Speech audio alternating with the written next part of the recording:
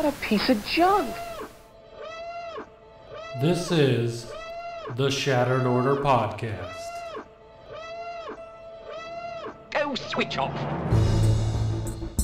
If you're looking for Star Wars Galaxy of Heroes news, information, and theory crafting, you've found the podcast you're looking for.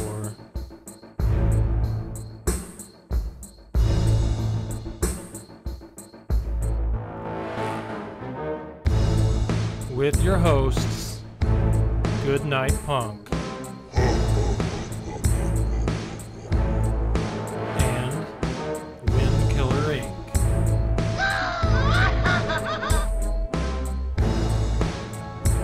We would be honored if you would join us.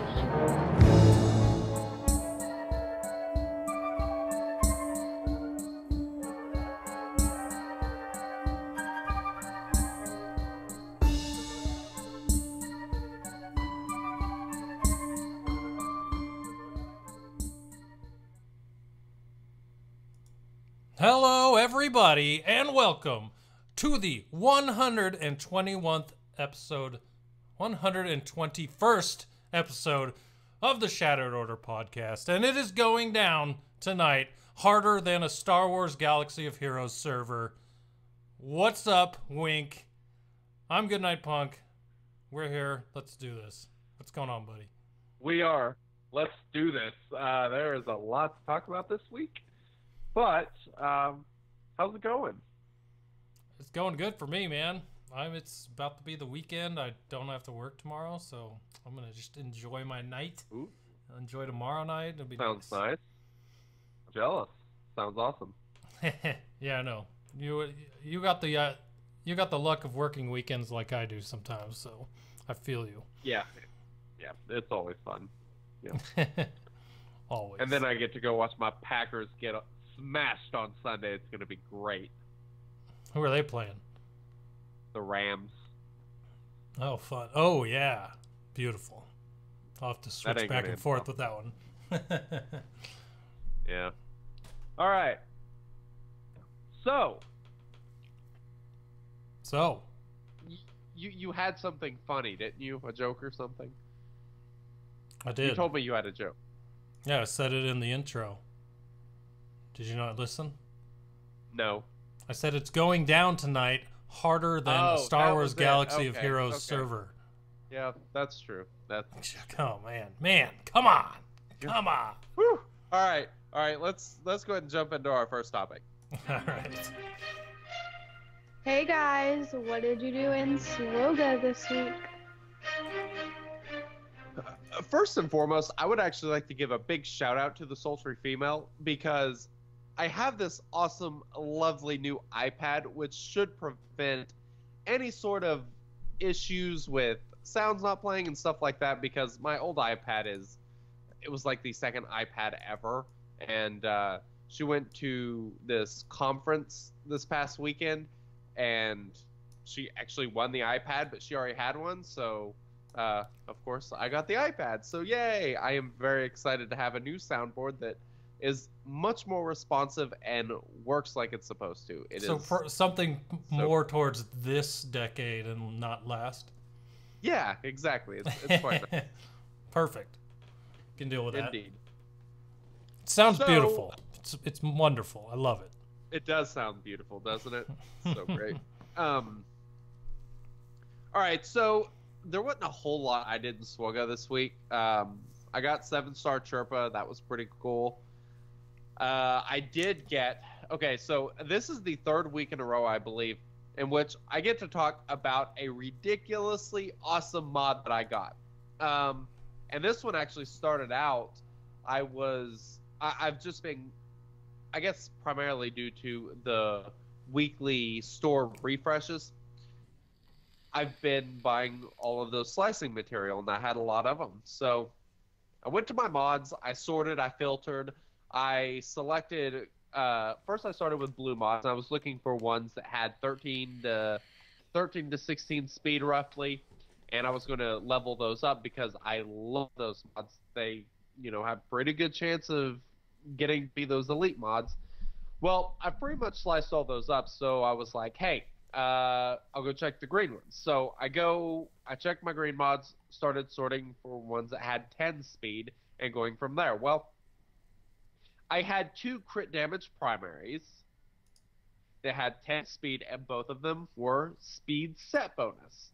So I was like, might as well level them up. Level up the first one, speed didn't hit. I'm like, all right, I'll go to the next one. Go to the next one, slice it up, speed hits. 15 speed. So at this point, I'm pretty happy. I have the stuff to go ahead and take it to purple. So I slice it. It was like potency that went up.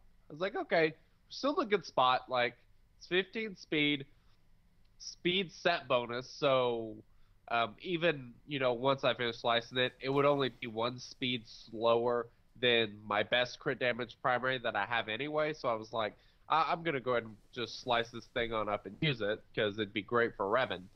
Mm-hmm. We'll get to that in a second. And then, just an hour before the podcast, I was a little antsy. I was like, I really want to finish slicing this thing up. So I spent 100 crystals, refreshed the shipment, or not the shipments, the mod energy, so I could farm the stuff I needed. Took it to gold, and what hit? Speed!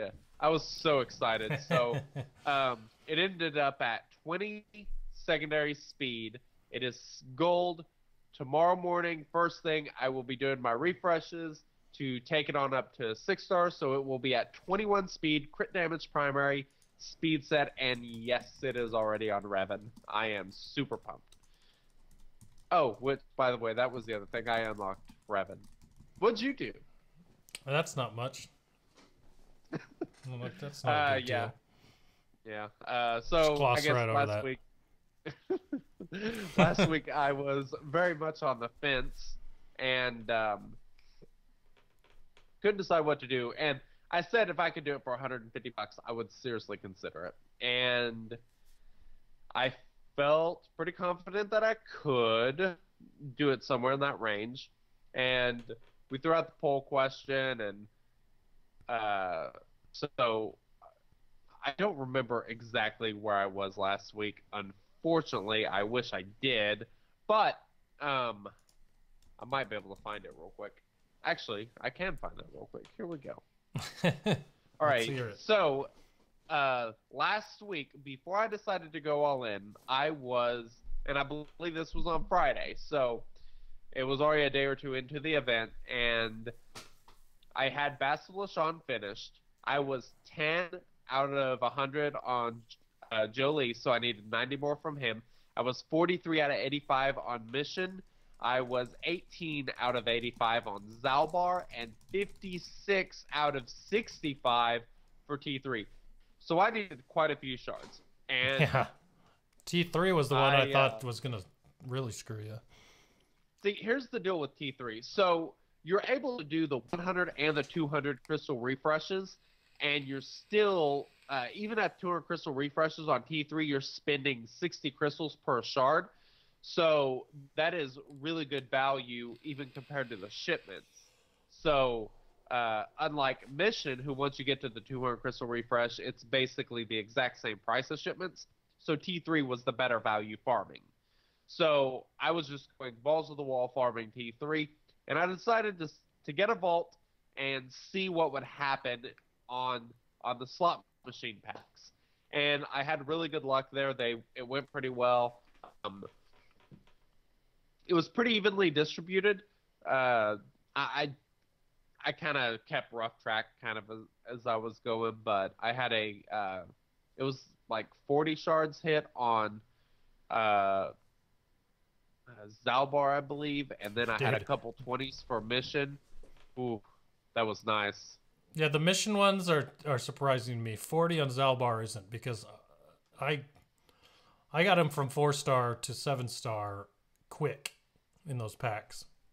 Like he hit probably 50% of the time, and then everyone else filled in other spots. It was crazy. I think I got Zalbar was the most drops, then Bastila, and then Mission and T3, and then Jolie. That was how it went for me. I think out of two vaults, it was like maybe 30 Jolie shards. It was crazy. So thankfully, I already had Jolie up in the 50 out of 100 range just from farming. So getting him was pretty easy. But yeah, Zalbar was going to be the problem. When we did our poll and said which character do you think was going to be the problem, mine was Zalbar the whole time. And it turned out that he was definitely not.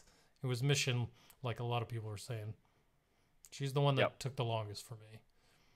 Yeah, she was. I mean, 16 energy Cantina farms are brutal. So yeah, that's where I was, and so I bought the $30 and the $15 packs for Mission and Zalbar, and then the T3 pack. And I accidentally spent 700 bloody crystals on gear. I think it was like Monday, and I was like, crap! Like, I knew that was gonna screw me. I had to end up. I was at 145 at that point, and I had to spend another 20 because of those that I lost. And I was kind of borderline. I wasn't 100% sure where I would end up. I was pretty sure I would still do it, but I would have to wait until after fleet payouts on Wednesday, which was the last day of the event. So I spent the 20 and went ahead and worked on it, and got it finished up early that day. So we should mention this bug for people as the big tip of the week here,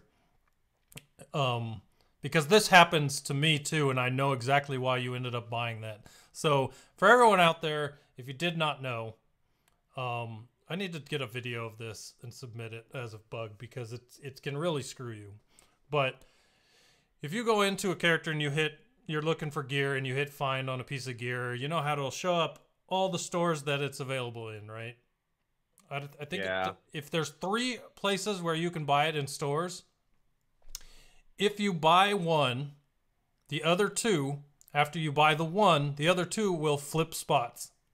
So let's say there's a guild shop here, shard shop here, and then a crystal one at the end.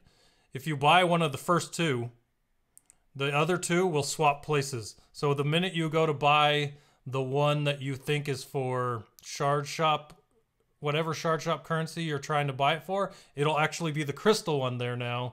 And if you're not careful, you'll spend crystals on whatever's there. So if there's 3 or more shipments in that find feature, watch which one you're purchasing, because after you buy the first one, they're going to flip around and that crystal will not be in the place you thought it was. So keep your eye on that, because it's a good way to accidentally spend crystals, and it's really obnoxious. So yeah, I was pissed.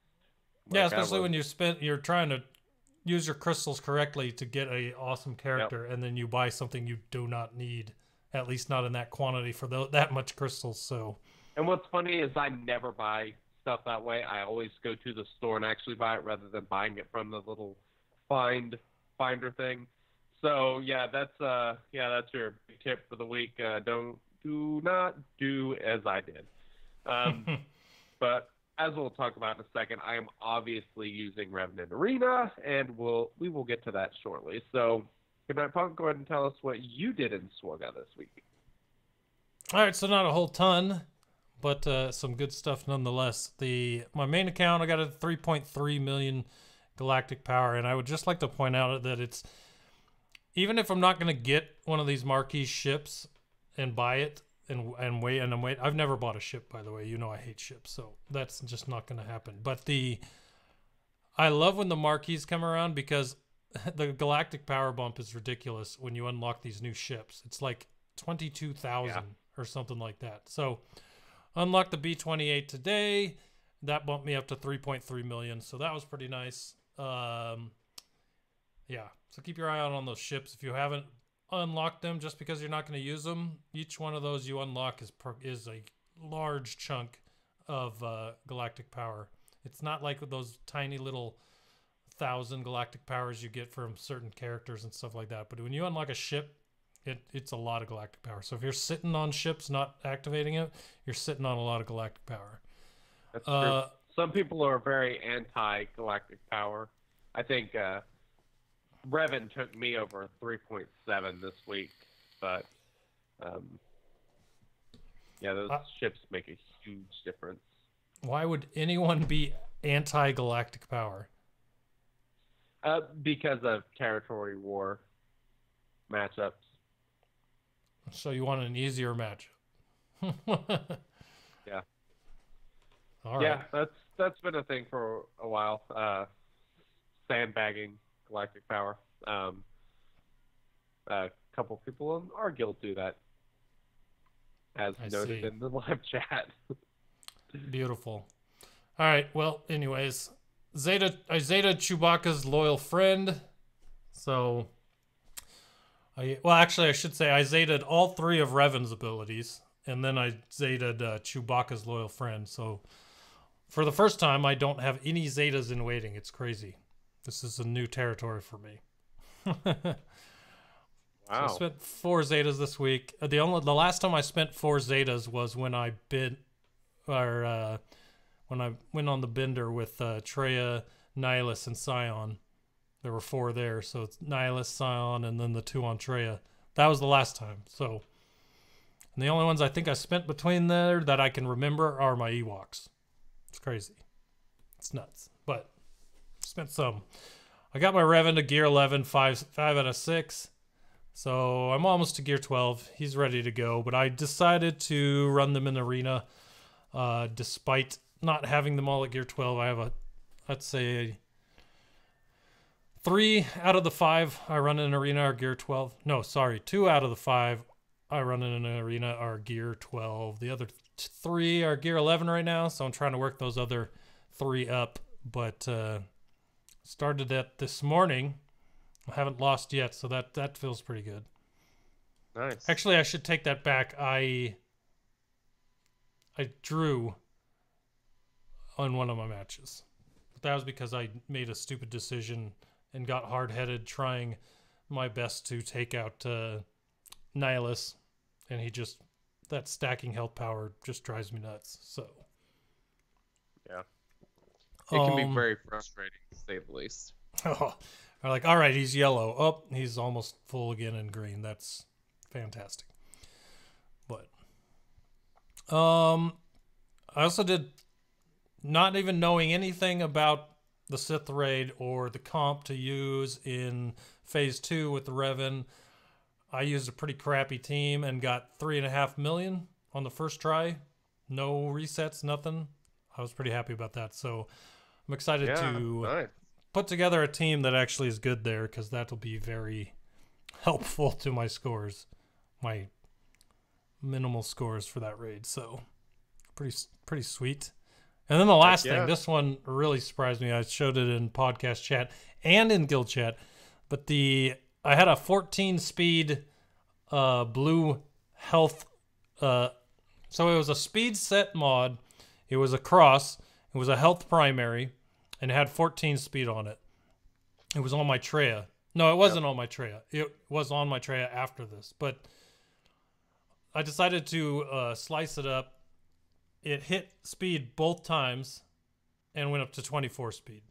So, loving the slicing on the blue mods.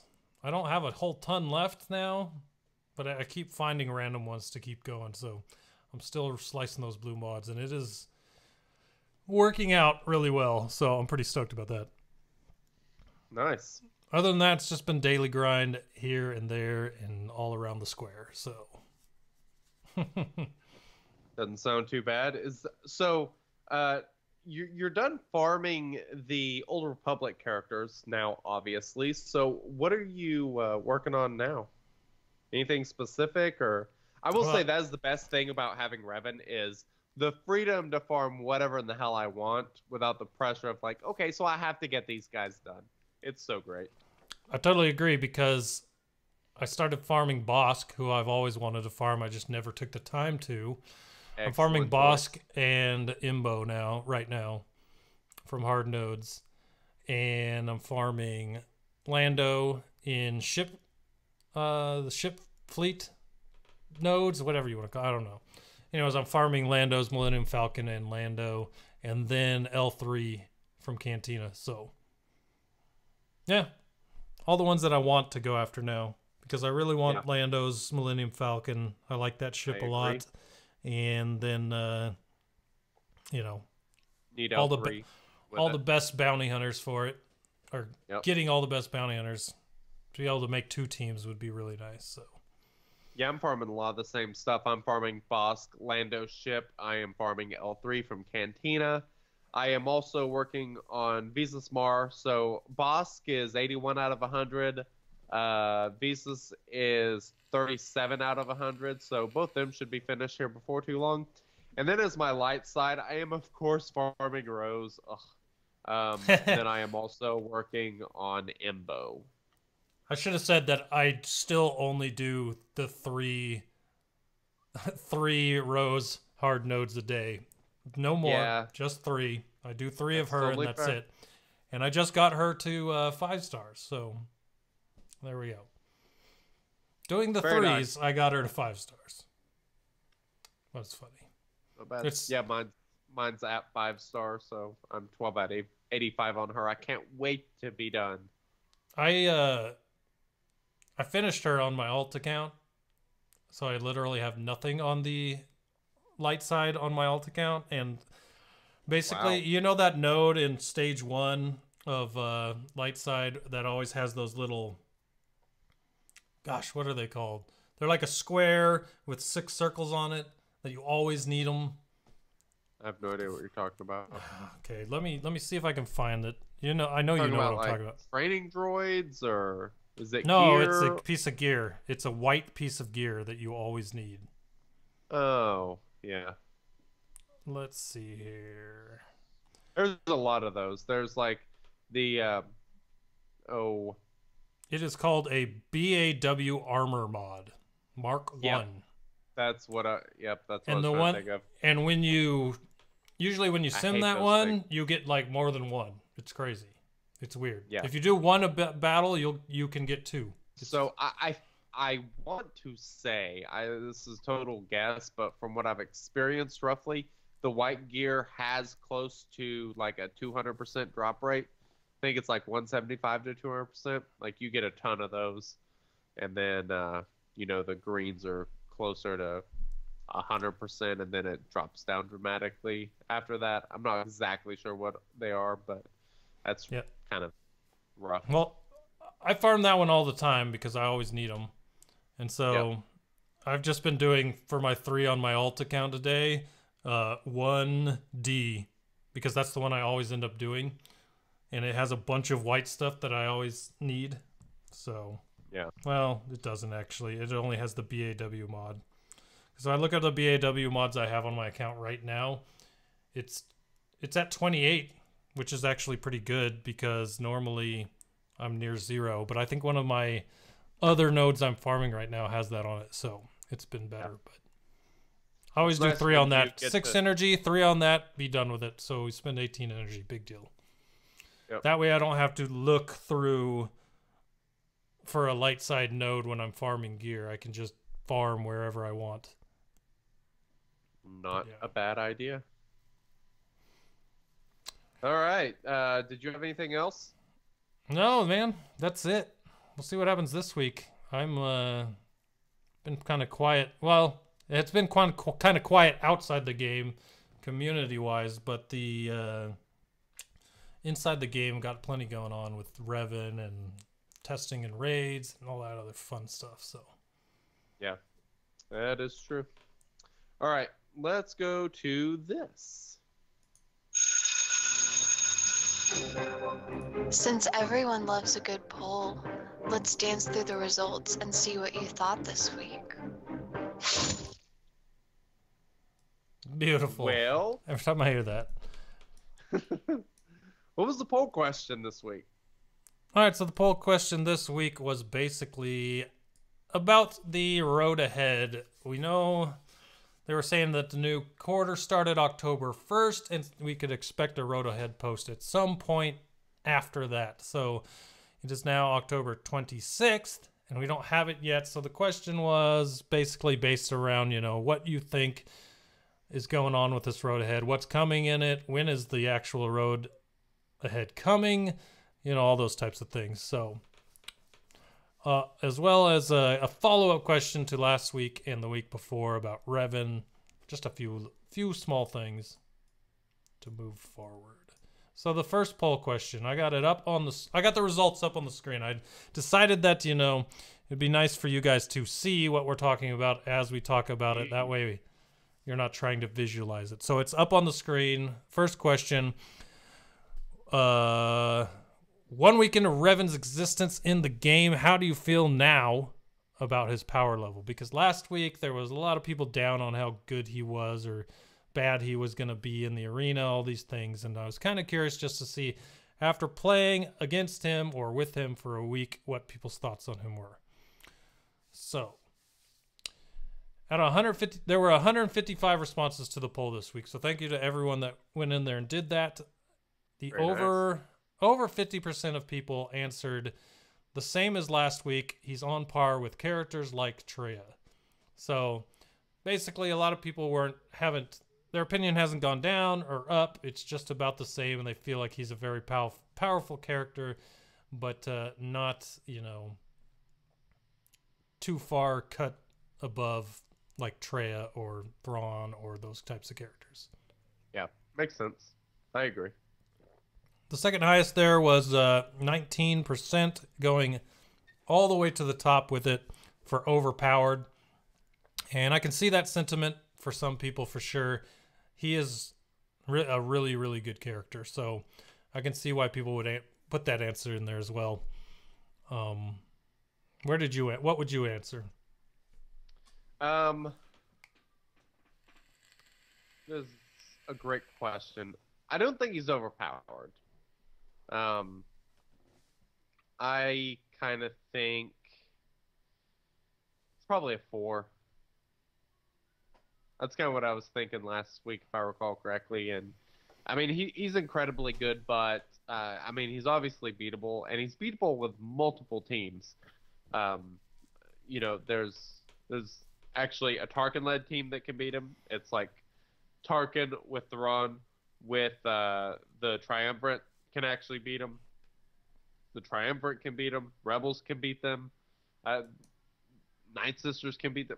There's a decent number of teams that can take down Revan without, you know, too much hassle. So he is freaking great in the raids, though. Good God. Yeah, it's I think one thing, a caveat to he can be beaten by all those teams is that all those teams as well, maybe not all of them, but a lot of them take, if you're fighting at the top of the arena, you better hope you have some ridiculous mods.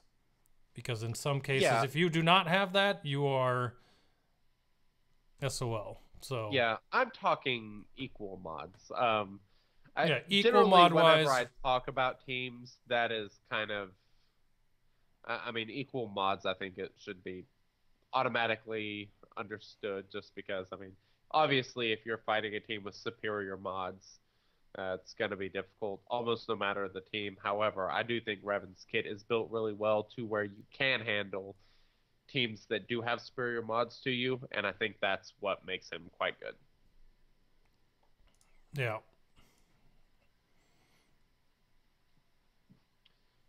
All right, so what was that next question?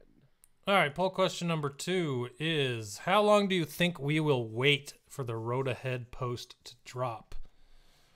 Because I honestly have no idea when this thing is going to come. I mean, like, Carrie had mentioned a long time ago that October 1st was the new quarter, and any time after that it would come. And she didn't really promise it would be on that day, but a lot of people were like, well, we don't have any new information. It's probably going to come then, but it hasn't come yet. There's been hints at it. It's worth the wait. I bet it is going to be worth the wait, but I don't like to wait, so I'm impatient here. I really would like that to drop because I want to know what's coming up. But, yeah, if I had to guess, I would say next month. That would be mine. If I had to pick an answer on this, mine would say next month. What about you? Yes, that's, I think, the pretty logical answer. Best bet at this point. Well, I guess that is only 5 days away, so it's not too crazy off to say, but I meant next month as in like mid-month into the month. Gotcha. Not Yeah, maybe November 1st. I mean, the 3-year anniversary of the game is coming up at the end of November. November 20 something. I can't remember what the date is. So we're definitely going to see it before then, I would think, because there's obviously going to be stuff that they're going to want to push out around that time. You know, before they get out for Turkey Day. And so I don't know. Maybe we'll see one, probably not next week, but the week after. Hope so. As far as Fingers what other crossed. people in the poll thought, 34.2% said 1 to 2 weeks. I think that would fit pretty much in with what you're saying. Next highest was 30% saying within a week. So people are really hoping or thinking that it's going to be by next Friday. Like I said, 20% saying next month, which is where I was at. And then this one I can also see. I don't know why, but a lot of people also think there might not be a road ahead for this quarter since it hasn't dropped yet. So That's possible. yeah, it's you haven't heard anything past the video with Reven in it about the road ahead, I don't think. People in the chat can correct me on that if you've seen it somewhere about the road ahead post, but yeah, it's interesting. We'll see when it does drop, but I'm really looking forward to it because those things usually have some really awesome information in it. So Indeed, they do. We'll see. That's true. So the last Road Ahead post was whenever they announced the Old Republic characters, Bastila and Jolie and T3. I don't remember if they announced all of them then, but yeah, so they announced that. I think they announced Mods 2.0. Like, that was a pretty big post. So, you know, hopefully we get some really good stuff, which leads us into Question 3. And that question is, what do you hope to see in the Road Ahead post? You put 7 options on there, and those were new territory battle map, new territory war map, new legendary character, new journey character, new game mode, reworks, or quality of life updates. I'm actually kind of surprised at the one that had the most votes out of all of those. Like, which one was that?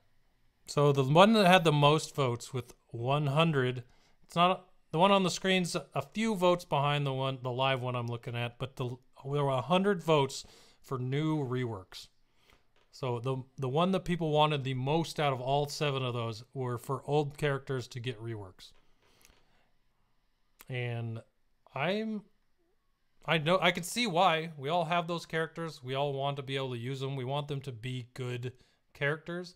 And I just didn't expect it to get the majority of the votes. I figured it would be pretty high, but it was definitely the #1 thing. And like it was said in chat, new reworks have got to be the GG wish list. So maybe people projecting General Grievous into that new reworks category. But yeah, that one's the highest. Second highest was another one I kind of just threw on at the end because it came into my head. But the second highest one with 96 votes is a quality of life updates. So add more quality of life updates to the game to streamline the way we play it, give us more time, make the UI look better, and all those things. You know what I want more than anything? I want an update to challenges. I would love for them to see them throw some stun guns or stun cuffs in shipments. Just because, I mean, the number of characters and everything, I think that would be just amazing. For sure. Well, what's the next one? Let's see. Question 4. Or did you want to talk about more answers? We're talking about more answers. I meant what was the next highest one? I don't know because you did not share this with me, so I don't see the answers. Well, thanks for the heads up, bro. I didn't know you were gonna throw that at me. Come on. All right, it's there. You are now in. The next highest one was a new territory battle map with 89 votes. That was the one I kind of figured would be the highest because we've been talking about a new territory battle map for a very long time. Talking about Geonosis as an idea for that, along with Padme as maybe galactic event token character, or kind of like Hot Han and General Veers where you needed to get her to do a special mission for a different character, or I don't know. But new TV map sounds awesome to me. If that were a thing that was coming with this road ahead, I would be really stoked for that. The fourth thing is a fourth one with 69 votes. Another one that I figured would have been at the top. It's still kind of at the top, 4 out of 7, but that's the new game mode with 69 votes. Yeah, I was surprised that more people didn't put new game mode, just because, I mean, that's one thing that people seem to clamor about a lot. I mean, people tend to like the idea of a new game mode, something else to do in the game, but yeah, only 69 people, 44% of people put that one. I think one of the things that would push people away from that might be time investment. I think that the only reason people wouldn't vote on that one is because they might think they're putting too much time in the game as it is. So I would hope if they add a new game mode, there's some quality of life improvements in there as well to take time out of other things to add into a new game mode if there was one. Yep, I agree. Like a Rancor sim button. Oh. I was really surprised with these bottom 3, and that would be the least was a new Journey character, second least was a new Legendary character, and third least was a new Territory War map. People generally like these Legendary and Journey characters, but maybe just because we just got 2 of them that people aren't quite as up in arms, or I guess as excited about the possibility of it. And a new Territory War map, I think Territory War is one of those controversial things where you're either in, you love Territory War, or you're out, you're just not that crazy about it. And a new map would be really cool, like where you could actually change things up as far as the way you strategize. Like if it would give you a set number of teams and you get to set up territories how you want to set them up, or where you can move ships or something like that. Like that would be really cool to add some sort of new mechanic, or if there was like a capture the flag type thing where you had to, if you got to a certain one, you got extra points or something. I don't know, just something like that. But yeah, those were the bottom 3. Yeah, I gotta think that this voting number probably represents the community pretty well. I'd say probably 1 out of 3 people are probably really, really invested in Territory Wars, and 40 votes out of 156. You're getting close to that 33% there, so it makes sense to me. Actually, you're more at 1/4 there, so about 1 out of 4 people. And so I'd say probably right around the range of people that love Territory Wars voting on that.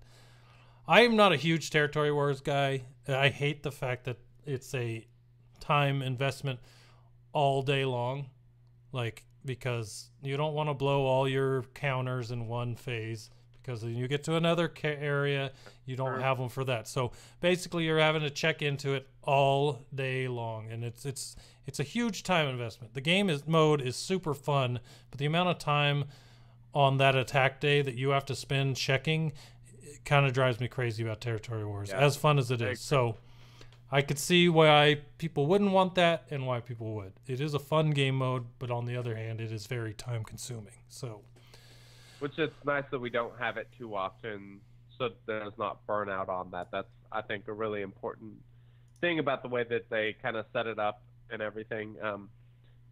I enjoy putting really good defensive teams and just seeing how many times they can hold up. My Rebels, the team that I was running for a while, was CLS, Han, R2, Chewie, and Old Ben did really well last time.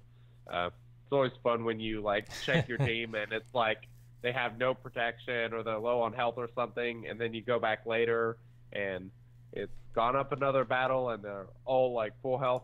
So much fun. Love it. Oh yeah, for sure. You're watching, just imagining the frustration on the person that just came out of there giving more health than they took. Yeah, indeed. All right, let's move on to Question 4. every server I'm on says something about thinking there will be a 3PO event using Ewoks. Would you like this? There was 40% of people that said yes, 30% said no, and 29.5% of people that just said they don't really care.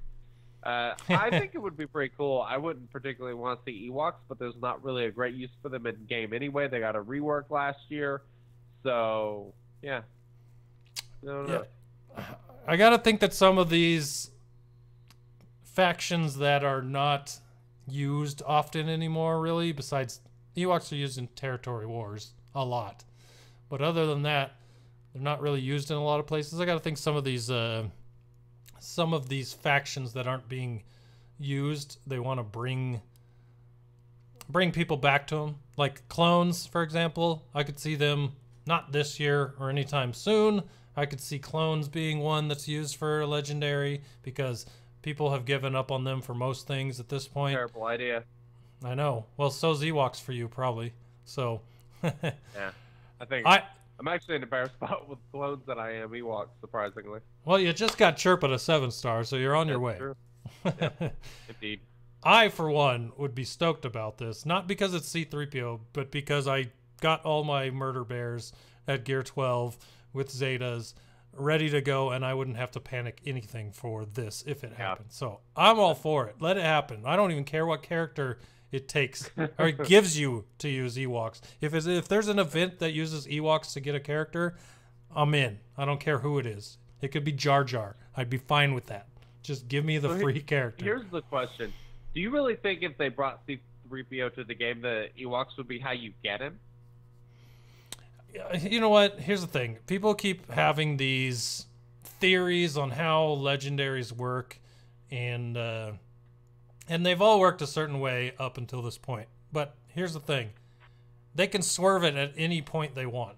Like, they're not constricted to having to be the opposite faction every time. You know what I mean?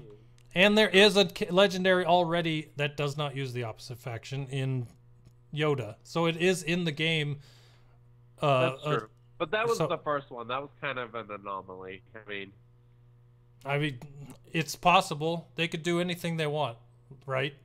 Sure. So all they got to do is give ample time ahead of time for people to know it. So that's all there is. I mean, if you want to continue to think that they will never change the formula, you'll probably end up behind. That's all I'm saying. So that's true. Indeed.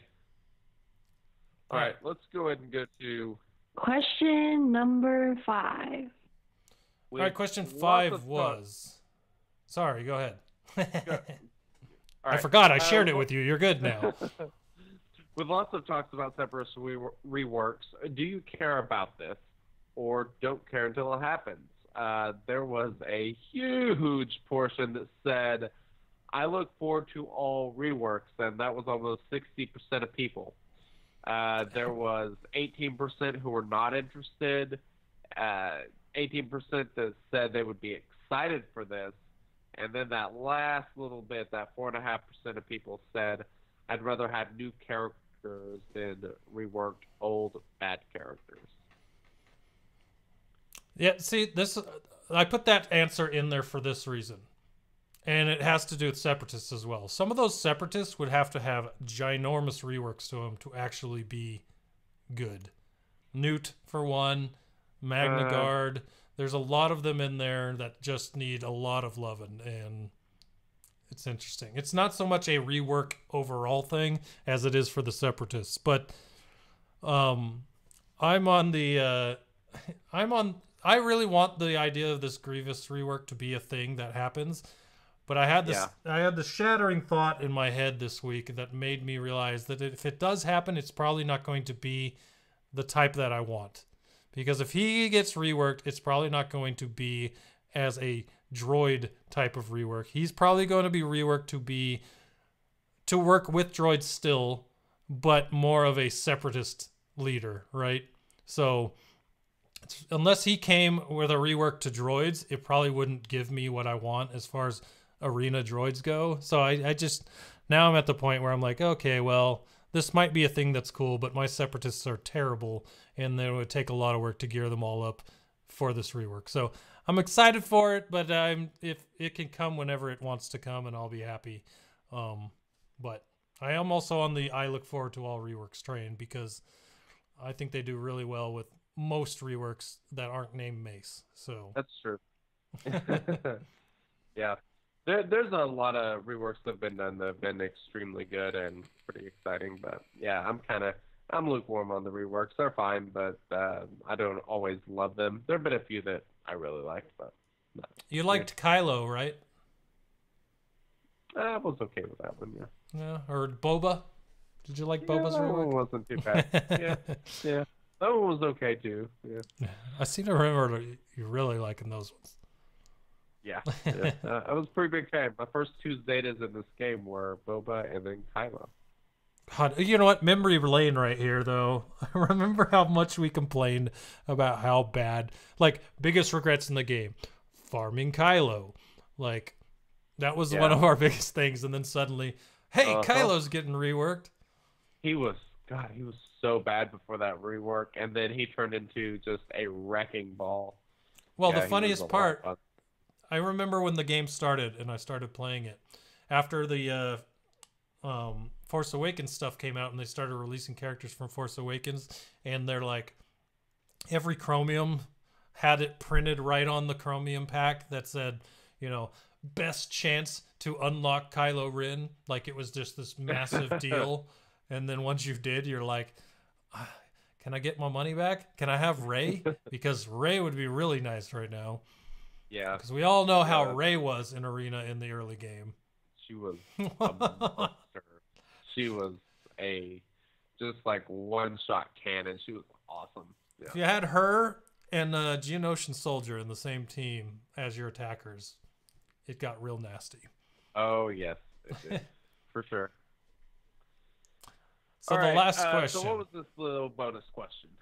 Bonus question was, and you get this all the time on Sports Talk and things like this, where they ask you to make a bold prediction.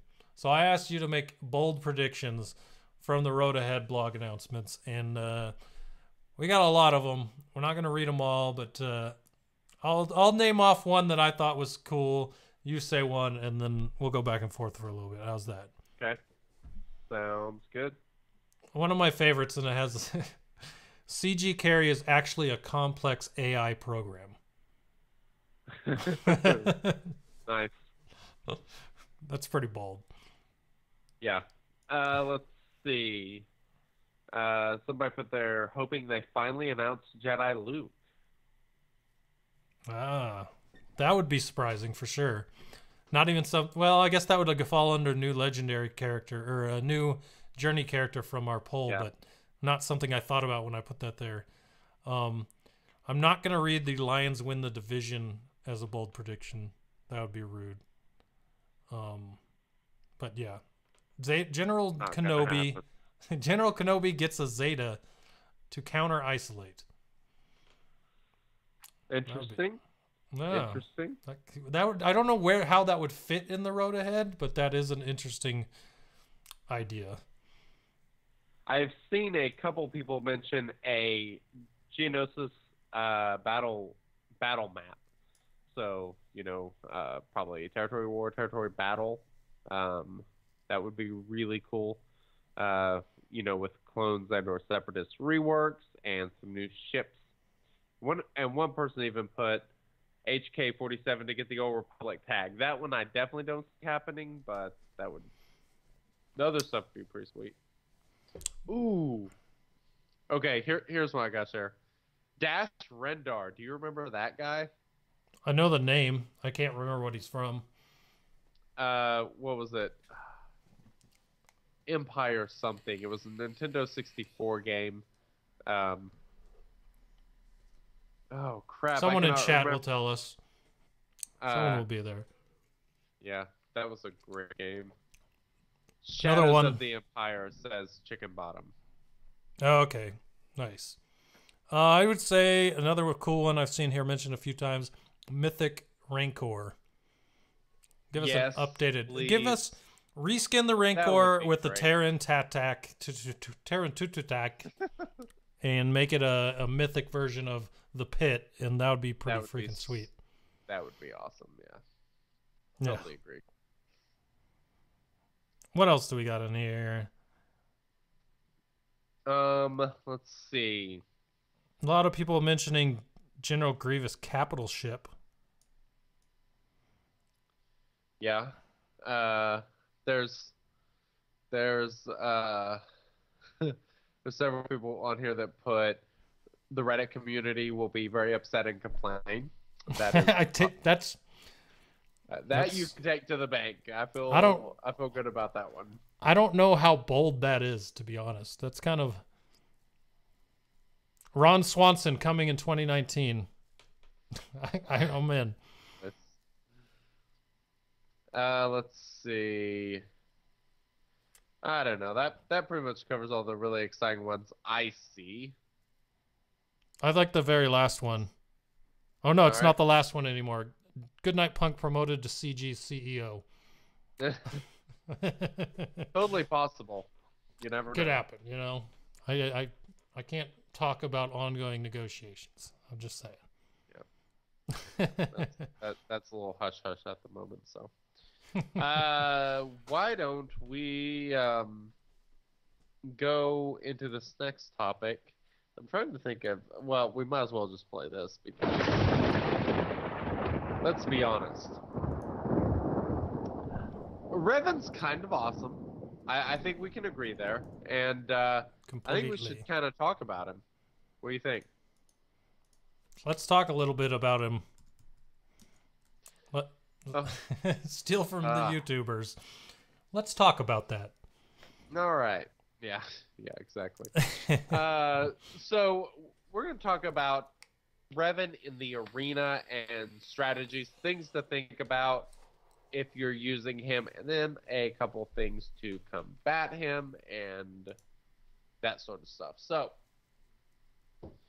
I settled on a full Jedi team. This is using Revan, who has all 3 Zetas and is at Gear 12 with the first 3 pieces, no Gear 12 plus yet. Grandmaster Yoda, Ezra, General Kenobi, and Bastila Shan. Bastila Shan. And it's fun. I like it. So the really interesting thing about this thing, so Revan, you want to go as early as possible. And what's great about this is he can give Grandmaster Yoda turn meter. So, and that is because of his assist. He gets called in, he uses his basic, he gains 35% turn meter. So really, you can have Yoda be pretty slow. He gains a ton of turn meter off his abilities anyway. I highly advocate for people putting an offense primary arrow on Grandmaster Yoda and not a speed arrow. I know whenever people see these fast characters, they automatically think more speed, but when you're gaining as much turn meter as he gains off his abilities, it's, I mean, the amount of speed that you're getting off those mods is greatly reduced just because he doesn't have to fill his full turn meter. He has to fill a small section of it. So you're better off taking those high speed mods that a lot of people traditionally use on Grandmaster Yoda and put it on Revan or some other character and then load Grandmaster Yoda up with offense on that primary. I don't know if you do this. Do you do the God, I can't remember. Something protector, whatever his special ability is. Do you just flop and swap it between him and Revan the whole time? Unless someone needs dispelled other than the 2. Sometimes. Ideally, what I like to do is swap Terminator with Bastila Shan and then use her to call Grandmaster Yoda in, so Yoda can then spread all those really nice buffs to everybody, but that's not always possible just because of how much I don't Terminator have he's Bastila getting. Shan in my team. Well, for you, yes, that is true. Just as a general theory, that's what I would generally do. I'm not a huge advocate for swapping Terminator with Grandmaster Yoda, whether you're using him in Arena or in the Phase 2 of the Heroic Sith Raid, because, like I said, it gains so much Terminator, it's kind of mitigating the speed on everyone else. I think you're better off using it on somebody who offers something else. Interesting. So, yeah. So there's a little bit of a conversation going on in live chat about what mods to put on Grandmaster Yoda, and I think that's a really important point. And it's something that, you know, a lot of people just don't talk about. Well, I'm glad we're talking about it, because mine is modded terribly right now. Let me just... So, go ahead. Let me just tell you where I'm at. And I can tell you why, and then you can tell me why it's terribly. Because I just went for speed, trying to get some mods on him last night to set up my arena team. And my Grandmaster Yoda only has 2,800 damage. He's at 254 speed, but he only has 2,800 damage. So that's not a lot of damage. No, it's not, because I know that there's over 4,000 is what people normally have in general. So I'm going to have to really rework this dude. Yeah, for sure. And so as for modding, here's what I would do. You can go to shatteredorder.com/mods. There is an infograph on there that kind of shows you, that has the charts. I actually did this on Resistance Trooper. Everybody should be pretty much the same, pretty similar, given, you know, maybe it may sway a little bit, but for the most part, kind of.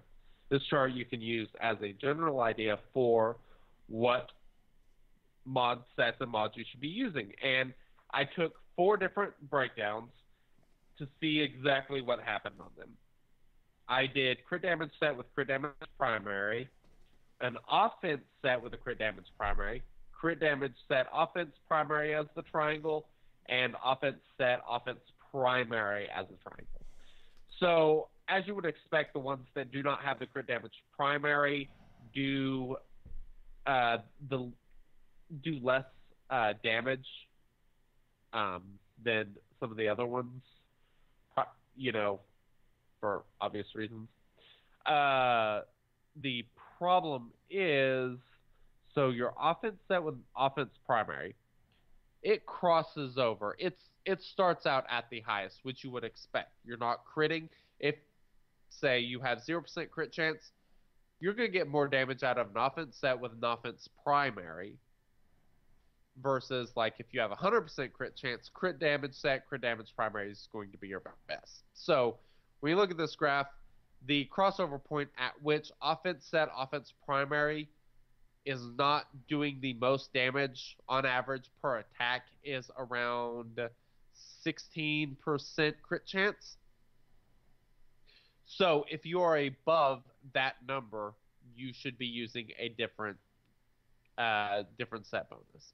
Or maybe not a different set bonus, but a different strategy. So between about 16-17% crit chance all the way up to, was it about 72% crit chance, that is a huge area in which an offense set with a crit damage primary actually offers the most damage output. And that's going to be where Grandmaster Yoda most likely falls. Especially when you take into account the fact that they get crit chance from Reven's leader ability. You know, if you're using a full Jedi team, at minimum you'll have an additional 30% crit chance. They spread if you're using Basilisk Sean, you can get the crit chance up buff, which is another 25%. So right there, you could be gaining 55% plus whatever Grandmaster Yoda has, which I think is around 18% on his special. Special damage is what you care about with Grandmaster Yoda. You don't care about physical damage because he doesn't use any abilities that do physical damage. They all do special damage, so that's the number you want to be looking at. And if you mod him for offense set, crit damage primary, pretty much under all situations, you will be getting the most out of him. The problem is whenever you go up against, like, say, Trey Elite, for example, that knocks off 40% of your crit chance because of her crit avoidance. Say you're using Reven, he gives 30, you're going against Treya, who takes 40. You're in the whole 10% crit chance. So whatever crit chance Grandmaster Yoda has minus 10%, that's kind of where you're at.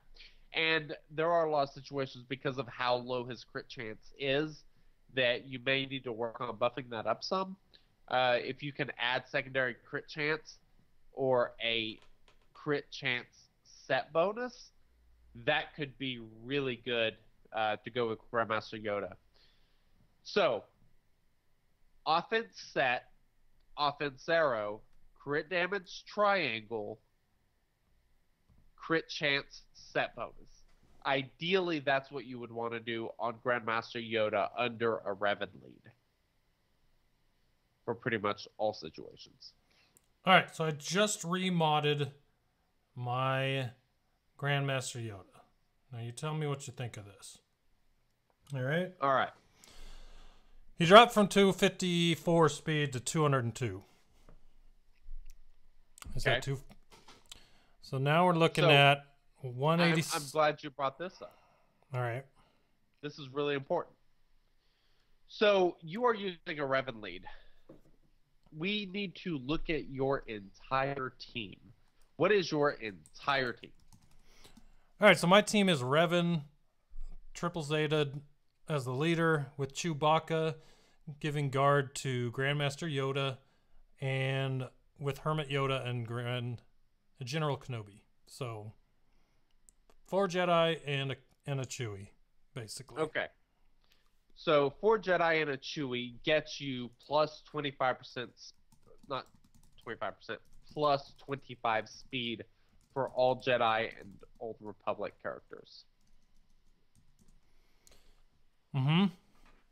So, you want to obviously add that speed to everybody. What is your Reven going at?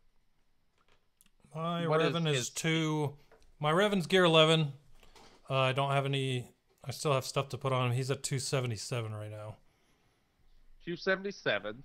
So with that 25 speed, you're at, let's see, 302, which is not bad. So, Grandmaster Yoda, with the 25 speed and, let's see, what would you say Grandmaster Yoda's base speed was? 202. 202. So, he is at 227 total speed. So if you do 227, and we run some maths. I like maths. You divide 227 by 0.65.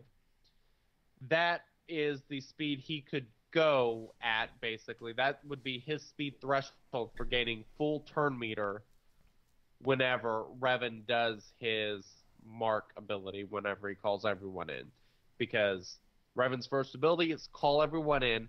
Grandmaster Yoda will gain 35% turn meter because that character will be, over half health. I think that's what causes him to gain the turn meter. Let me go and check and make for sure. More than 50% health. Sorry, he gains 40% turn meter, not I was thinking 35. My bad. So what you'll do is if you take your Grandmaster Yoda's speed, like it would be 227, and you divide it by 0.6, because 60% of his turn meter is all you have to fill, you get to 378, which means you could have a 378 speed Revan, and that would still give Grandmaster Yoda full turn meter on his turn. So he can be super slow and still go that early. Let's see. Your Revan is 302, and all right. So the speed threshold for a 302 speed Revan for Grandmaster Yoda to get full turn meter is 182 speed. So as long as you have Grandmaster Yoda at 182 speed, which you most certainly will, he will get to 100% turn meter whenever Revan does his ability. Beautiful. Well, then that 202 does not sound so bad. It doesn't sound so bad. Like I said, he just gains so much freaking turn meter, and you're using General Kenobi. So General Kenobi can set up Retribution. He has the Mass Assist. Both of those situations would be situations where Grandmaster Yoda would then gain that 40% turn meter, assuming the over 50% health condition and all that. So, yeah, it's, I mean, he's pretty much always going to gain full turn meter. So you might as well get rid of the speed arrow that has mitigating effects anyway, just because of the amount of turn meter, and put some offense on there, which actually has a net benefit because of how often he goes. Because he's attacking more often, doing more damage each time is incredibly beneficial. I did do that. So let me tell you what those stats are. Ooh, all right. All right, so I got the crit damage up to 186%. So 186% crit damage. We're looking at special offense with Grandmaster Yoda, correct? Yes. All right, so that went up from 4,400 to 5,800. There you go. With a 27% crit chance plus whatever from the abilities. So nice. We'll see how that works tomorrow. That should be a lot better off than I was, because he was hitting that Revan, or he was hitting that Darth Nihilus today and making me very upset. So yeah. Well, what's his crit chance at? 27%. Or 27.5%, basically. That's pretty good. That's not bad. Yeah. So Lecter Duval asked in a live chat, should we be slicing this offense arrow? If you have an offense arrow that has double-digit speed secondaries or triple-digit offense secondaries, yes, you should absolutely take it to 6-star, no questions asked, in my opinion. Well, let me ask about this one then. Okay. This will kind of go along with what you're saying. The one I have on him is an offense set, offense primary with 4.17% crit chance and 74 offense. Yes, I would do that one. All right, well, here we go. Your crit chance, I believe, gained 33%, so your crit chance should go up to, what, 5, almost 6% probably? It only gain that much? Crit jam. It only went up 0.18% crit chance. It went from 74 to 81 offense. It's much lower than I was thinking. And it went from 688 offense to 8.5% offense. But let's see what it did to the stats. It went up from 5,800 to 5,950. Yeah, that's a pretty nice increase. That is totally worth it in my opinion. I have two slice offense primaries on my Grandmaster Yoda. I still have to do his square, but he is at 238 speed, but his special offense is at 6470. But his crit chance is pretty low. He's only at 16 2/3 crit chance. I wish he had a little bit more crit chance, but oh well. Yeah, I'm looking at these mods I have on them. Every one of them's like 3% special or crit chance, 2% crit chance. It's crazy. Yeah. So. Indeed. Yeah, having crit chance on him is obviously really good. So, highly, highly recommend it. Let's see. So yeah, that's kind of the whole setup for the team as far as getting Grandmaster Yoda to go as often as possible. And like I said, you know, my team, for example, that has Bastila Shan, Ezra, General Kenobi, and Revan with Grandmaster Yoda, every single character can possibly call in Grandmaster Yoda and give him turn mirror, which is awesome. It's so good. I don't know. It's really fun. My goal is to sadly drop Ezra and get Jolie in there because the revive Grandmaster Yoda is so squishy. The auto revive once or the savior ability from Revan helps a ton, but good grief, it's just he doesn't have a lot of health. He doesn't have a lot of protection. There's just not a whole hell of a lot you can do about it. He's sitting on mine right about 54k. One good shot will take him out. Yeah. So. And see, that's the problem. Like, I honestly don't worry too much about whether he's getting health or protection. Don't particularly matter too much to me. They both give him so little that I am pretty much focused on secondary stats for Grandmaster Yoda, on that circle. I definitely think people should be going offense plus. You should have 3 offense primaries and a crit damage primary on Grandmaster Yoda, in my opinion. Makes sense. Makes sense. So, let's see. Anything else you want to talk about specifically with your team? Nope, not particularly. I'm just, that's the team I'm using right now because I'm working on gearing up Jolie and then Bastila, so. That was going to be my next question. Are you going to drop Chewbacca or are you going to drop someone else and try to add in, like, Jolie or something? If I add in Jolie, I'll probably take out Hoda, and then I'll add Bastila in Chewbacca's spot. Man, I really hate dropping Hermit Yoda. I love, how much I love Hermit Yoda. I think it's amazing, but I do think in this team, I mean, Jolie just offers so much more with the squishiness of Grandmaster Yoda, and that revive is just awesome. If you have the Zeta spin on it, highly recommended. It's really good. Well, it's pretty great. He has an assist ability with no damage penalty on it. That also heals, so. Yeah. And then with Revan's heals from his own attacking out of turn leadership ability or unique, whichever one it's on, Jolie does a lot for your team, so. Yeah. He's just a good character. And it's nice that he's found a way to work himself into the meta, because I remember when his kit came out, we really, really liked it, but there was never really a spot for him that made sense or worked beyond the raids, and no one's really been using him there either, so. All makes sense now. Yeah, exactly. All right.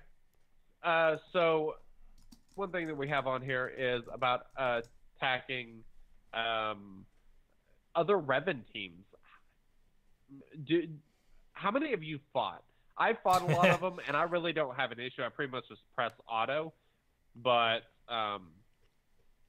well, like I said, I've started playing with my team today, and part of playing today was I'm going to fight the teams that I know I can beat today, and play around later when when Revan's in my way and I have to fight him, then I'll fight him. Today that did not happen, so I didn't have to fight Revan today. So I have not fought him or needed to really think about what to do against him. So this is random and interesting. So my shard, some people from my shard actually were on Reddit that I noticed earlier today. I don't know, you may have possibly seen this. Have you seen the strategy of just putting in Hermit Yoda as your only character in Arena? No. Have you ever had the issue where you say get into second place and there's somebody that you're worried about tossing you back to sixth? About getting in a battle with you and battle locking you? Mm-hmm. How do you prevent that? Well, one possible way is stick in Hermit Yoda. Because when Because the battle will starts, the end battle over. ends immediately. They cannot keep you locked in unless you turn your phone, like between the time that the battle starts and him bouncing out, if you can close the app out or something along those lines, you know, and then just go back in like, you know, 4 or 5 minutes later, then, you know, let it finish off. That's one way to avoid it, but that is a pretty interesting and clever way to keep yourself from being locked out. Yeah, so we were talking about that earlier. I was like, it's kind of an interesting strategy. Some people thought it was kind of sleazy, but I'm like, hey, I mean, because locking out isn't a strategy that we can talk about in the same vein. Exactly. It's the same deal. You're just battling 100%. someone else's strategy. There's nothing sleazy about it. Come on, people. I completely agree. I mean, if you don't have an issue with people going in and waiting until there's 10 seconds left to finish off a battle, like, what's the issue with putting in Hermit Yoda? It's all part of the strategy. So, yeah, there were some interesting comments on there. I don't particularly have an issue with people doing that. I thought it was actually pretty funny and extremely clever that people were doing that. So that is something that you could possibly try if you have somebody trying to bounce you out of your spot at payout.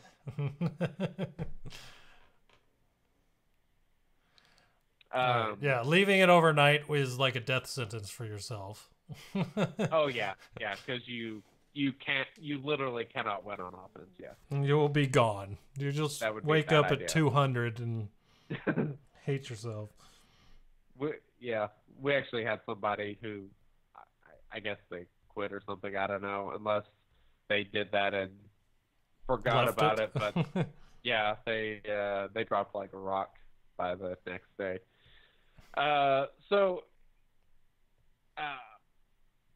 As far as battling other Revans, I talked about this last week, and I still kind of follow the same strategy. I tried not to kill Grandmaster Yoda first, even though he is the easiest kill. You can get rid of the Savior ability pretty quick, but the problem is you then buff him and give everyone crit immunity, and that is annoying as hell. So what I generally do is try to take out Reven, because he is not that tanky. I mean, he doesn't have a lot of health or protection, so I kind of think that he is an excellent candidate to try to kill first. I usually don't have much of an issue doing it, and if you mark him, you can still just wail on him whenever General Kenobi taunts or whatever. So I think he is a really good choice. I know that doesn't, him being marked doesn't particularly, nothing special about him. It's just, it's easier to kill him once they're marked. So you mark Reven and then take him out. Something I was kind of curious about was, if you do say if they have a sliver of health left and you attack them, I was wondering if they would die and then come back at full health, and I got my answer to that question today, and the answer is that first attack does knock them off and refill their health, so everyone else that comes in with that assist will still do more damage. So, interesting. Yeah, so yeah, and so McTweet82 in live chat mentions that that's a strategy with his rebels, and before I switched to Reven, that was my strategy with rebels as well. It is quite effective. Is try to kill Reven first, and you'll be in a pretty good spot. I think that is definitely the way to go. Makes sense. Indeed. All right. Well, good to know. All right. So what do we have next here? All right. So I wanted to put in here just a few characters that I've seen being thrown out as extras that you could put in this team that you might already have geared, and you don't have to worry about gearing another one, that have been actually pretty decent for people, along with a bonus one that I think I need to play with.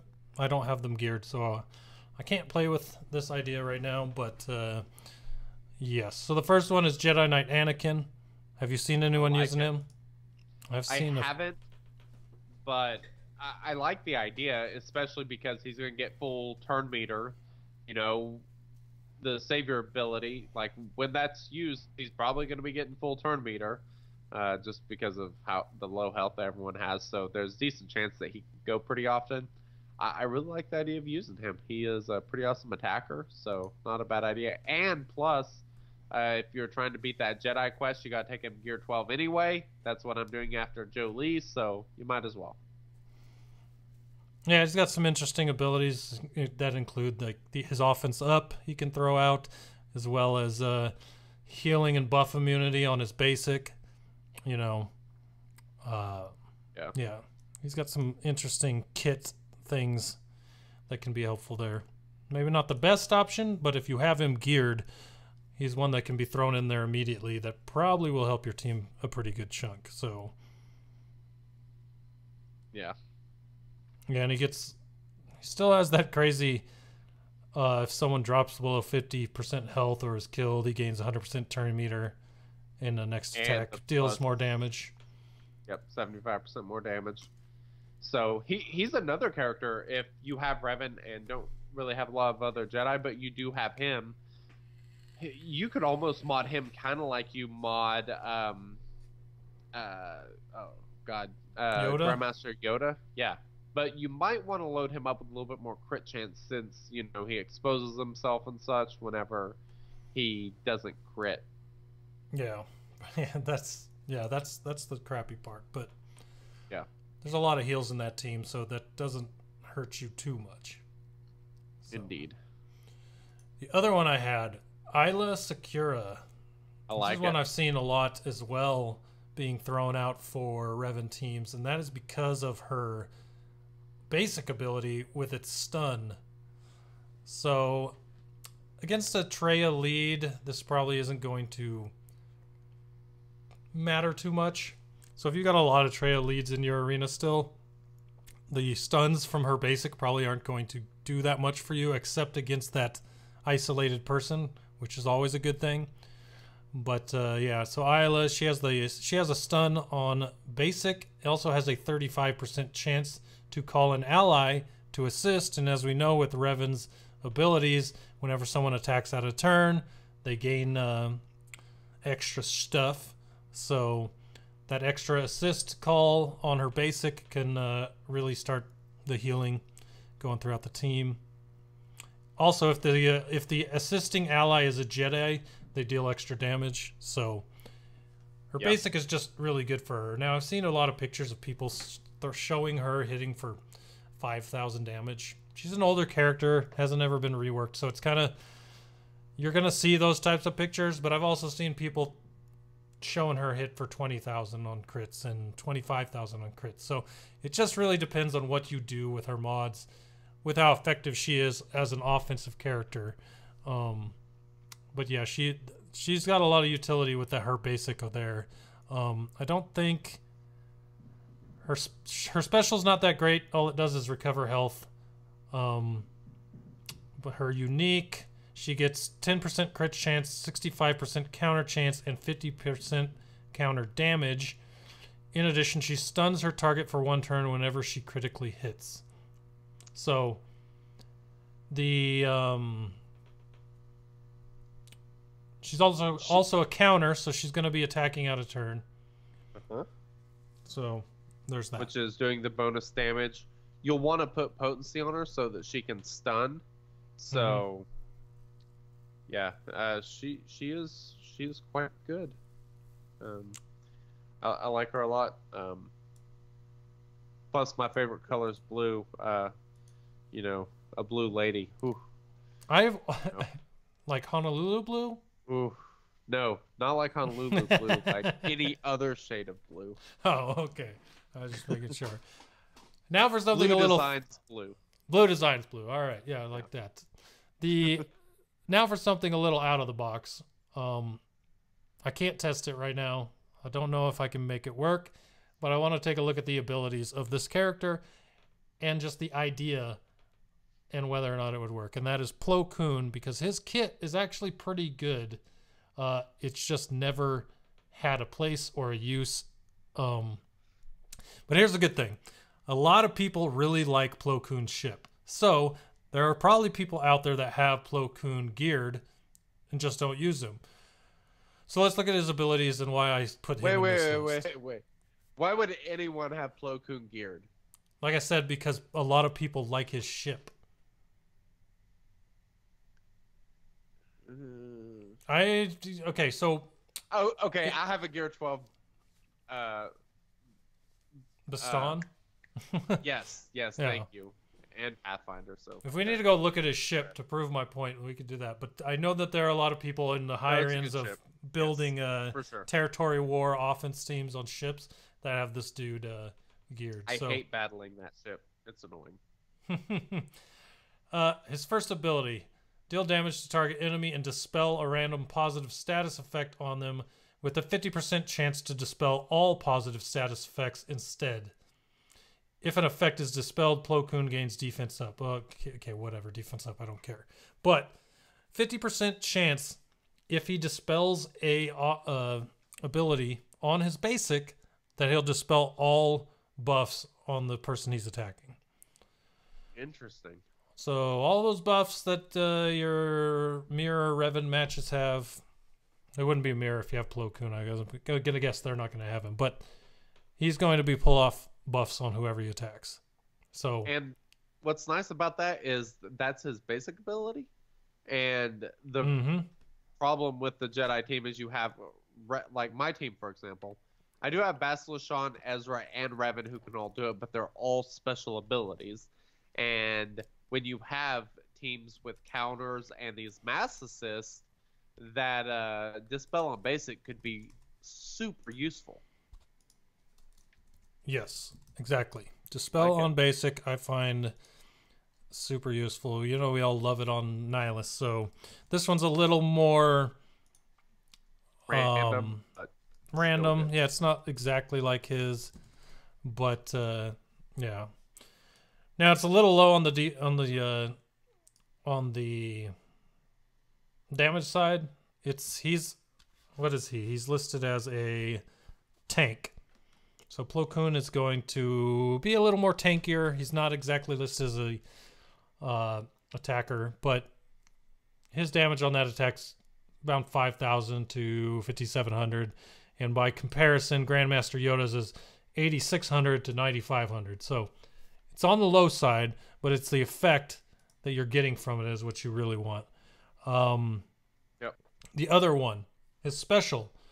Even if you use a special, it's probably going to do good things for you. It is a offense down, and I love offense down. So yeah, it's a 70% chance to inflict offense down to all enemies, not just one, all of them. So it's an AoE, 70% chance to put offense down on the entire team.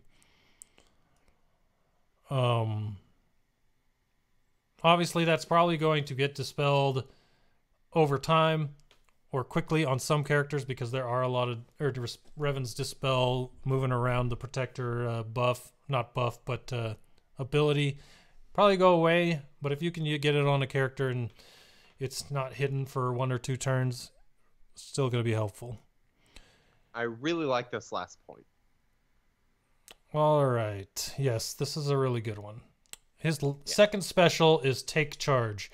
All allies gain defense up for 4 turns. Clone and Jedi allies gain 50% turn meter, and all others gain half that amount. So now he's got a special that throws turn meter to everyone. 50% to be exact, which is a very large chunk.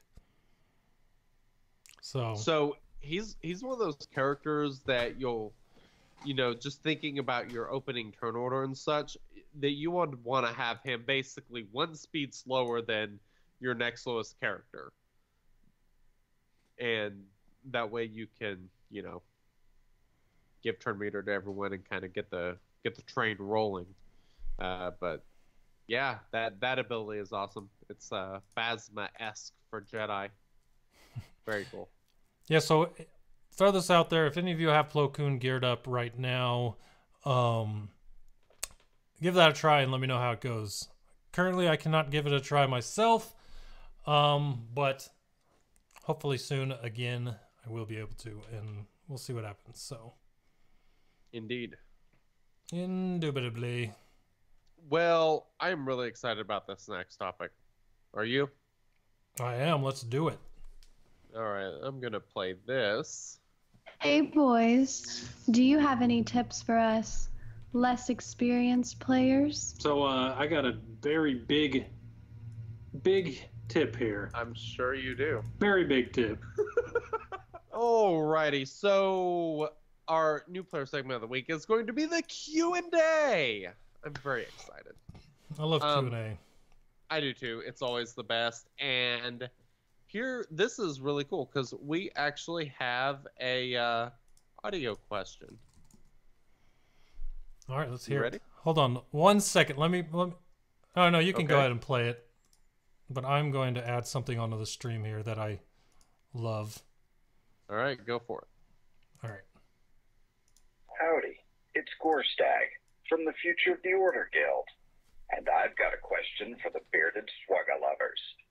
Aside from the legendary characters, who do you think is the most useful toon in this game?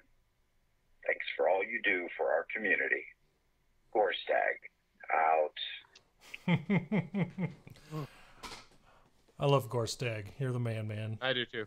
His questions are always very good. And as usual, Google Translate just nails it. That's what I wanted to wait for. It is on the screen so everyone can see it. Oh, perfect. All right. So if you're still with us yeah. in chat, Gorstag, that is what we saw. Before we even listen to your question from the call-in, this is what Google decided you said. I like a future dealer or guilt.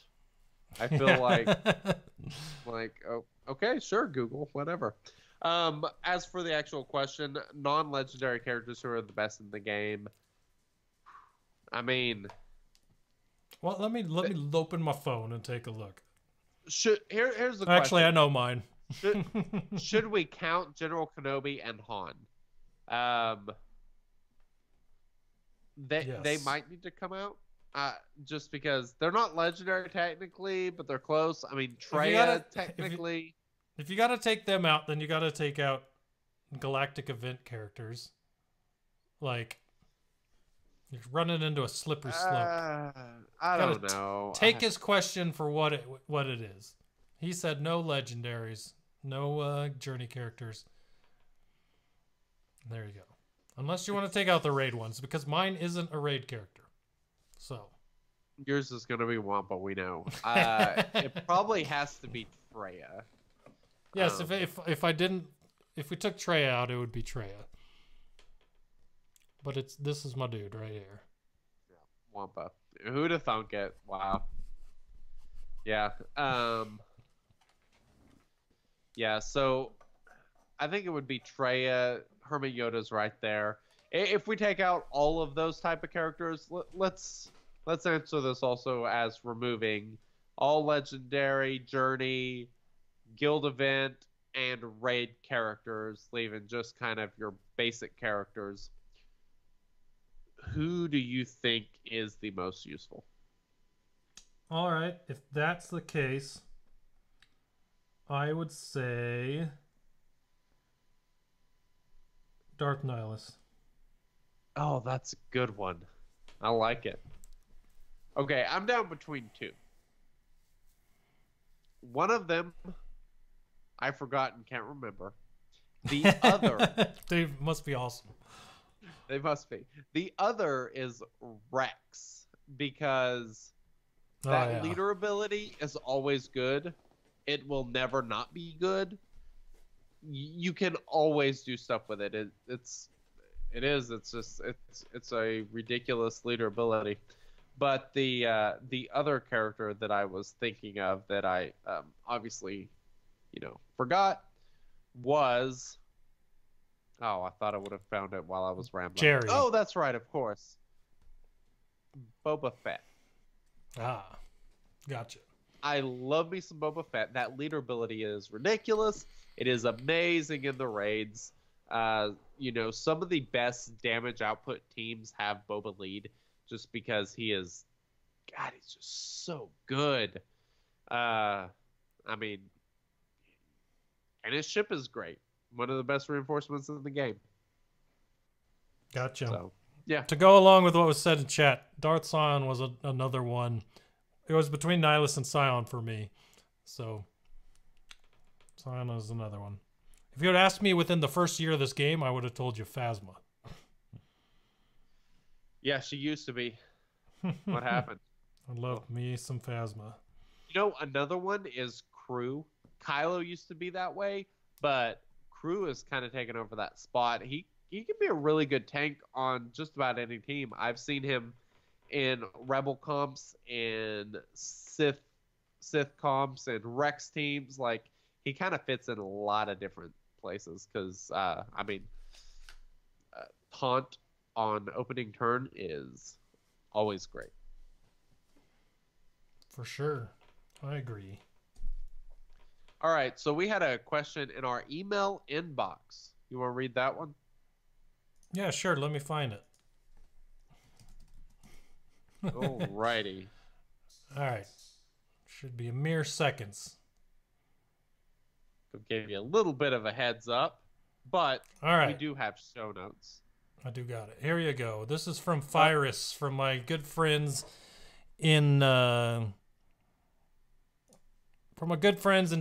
in the Republic. So Fyrus, do you think it's fair, appropriate of CG to build in specific targets into character kits / AI?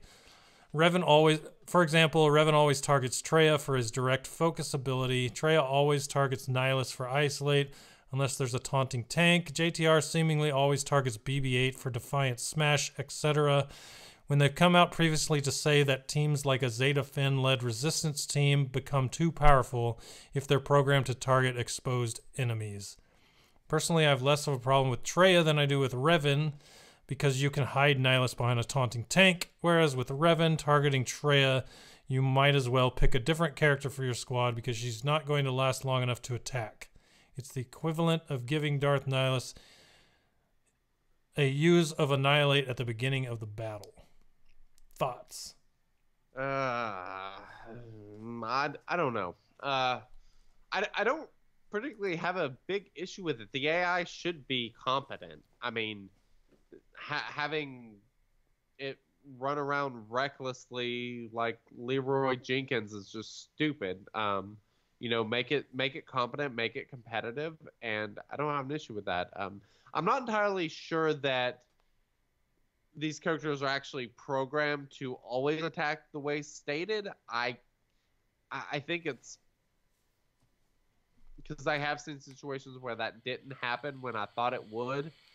I do think there is something else to it, whether it's based on some sort of survivability or damage output mechanic of some sort that might factor into it. I don't know, but I can tell you this: I've never had Thrawn or Traya isolated on my arena team I've been running for months. It's always either the person taunting or Darth Nihilus. So I tend to agree that that is something that is seemingly happening. Now, whether it's programmed in target Darth Nihilus or there's something in Nihilus's kit that is more priority than whatever's in Thrawn and Traya's kit, I don't know, because I've got to think that if you were to throw enough characters in there at the same time as Nihilus, if they have the same trait or whatever it is, that she's going to have to pick between the two of them, and it's going to be different. I think that since that team comp is the most rampant, I think we see more often than not her going right after Nihilus. Does that make sense?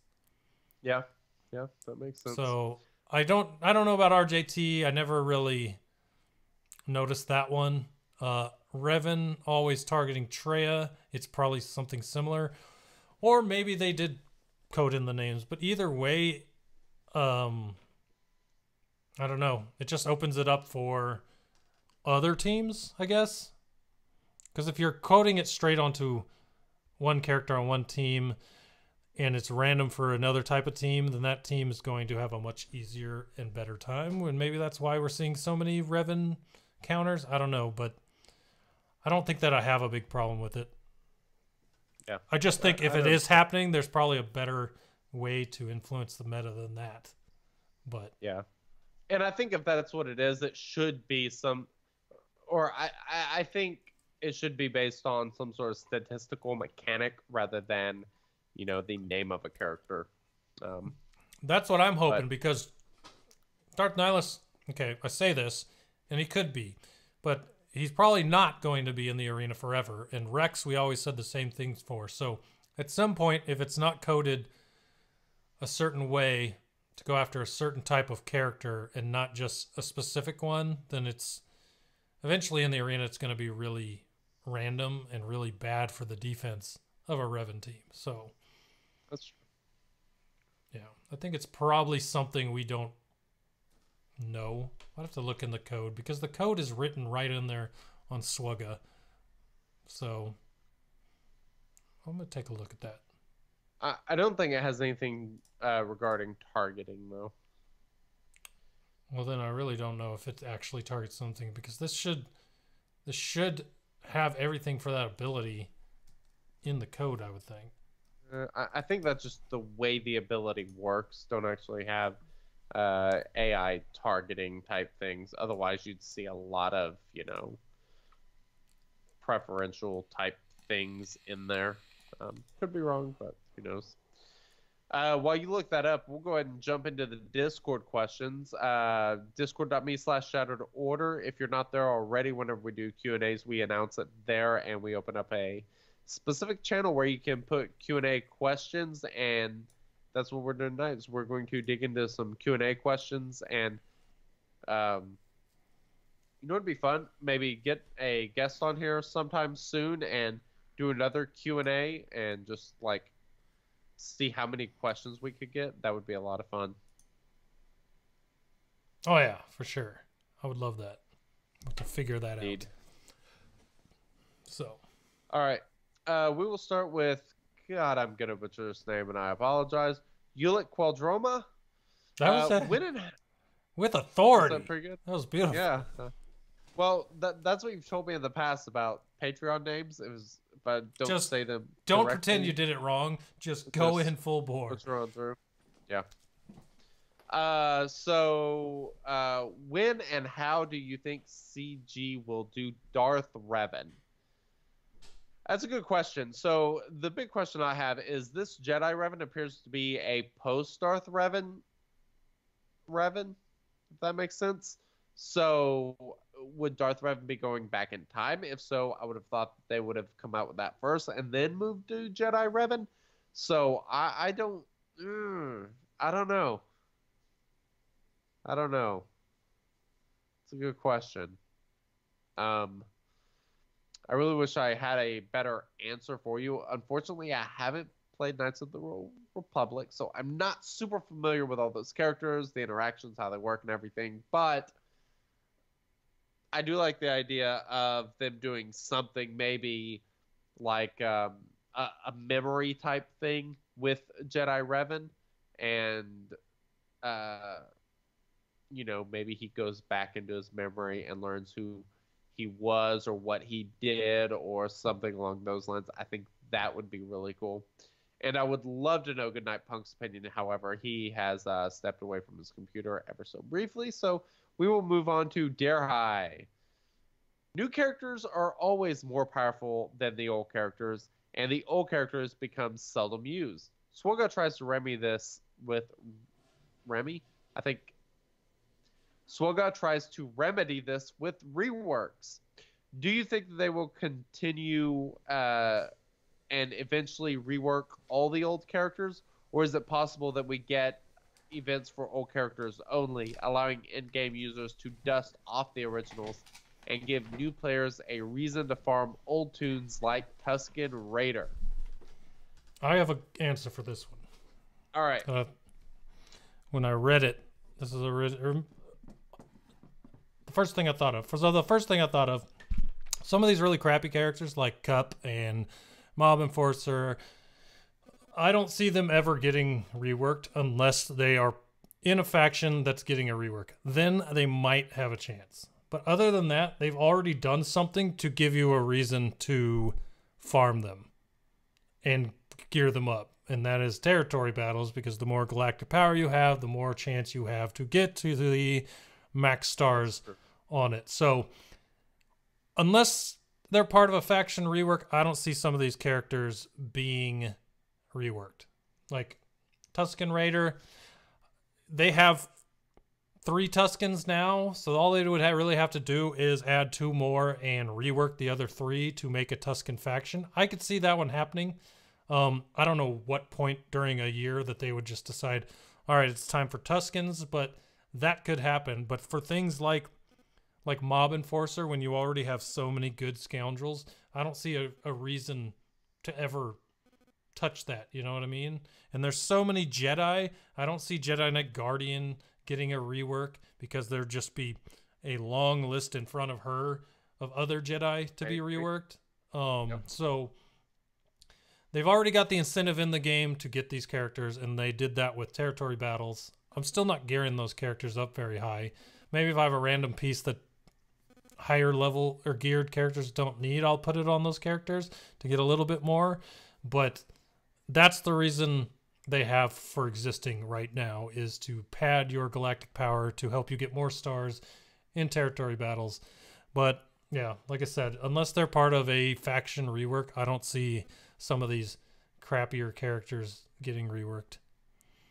I agree. No chance. Sweet.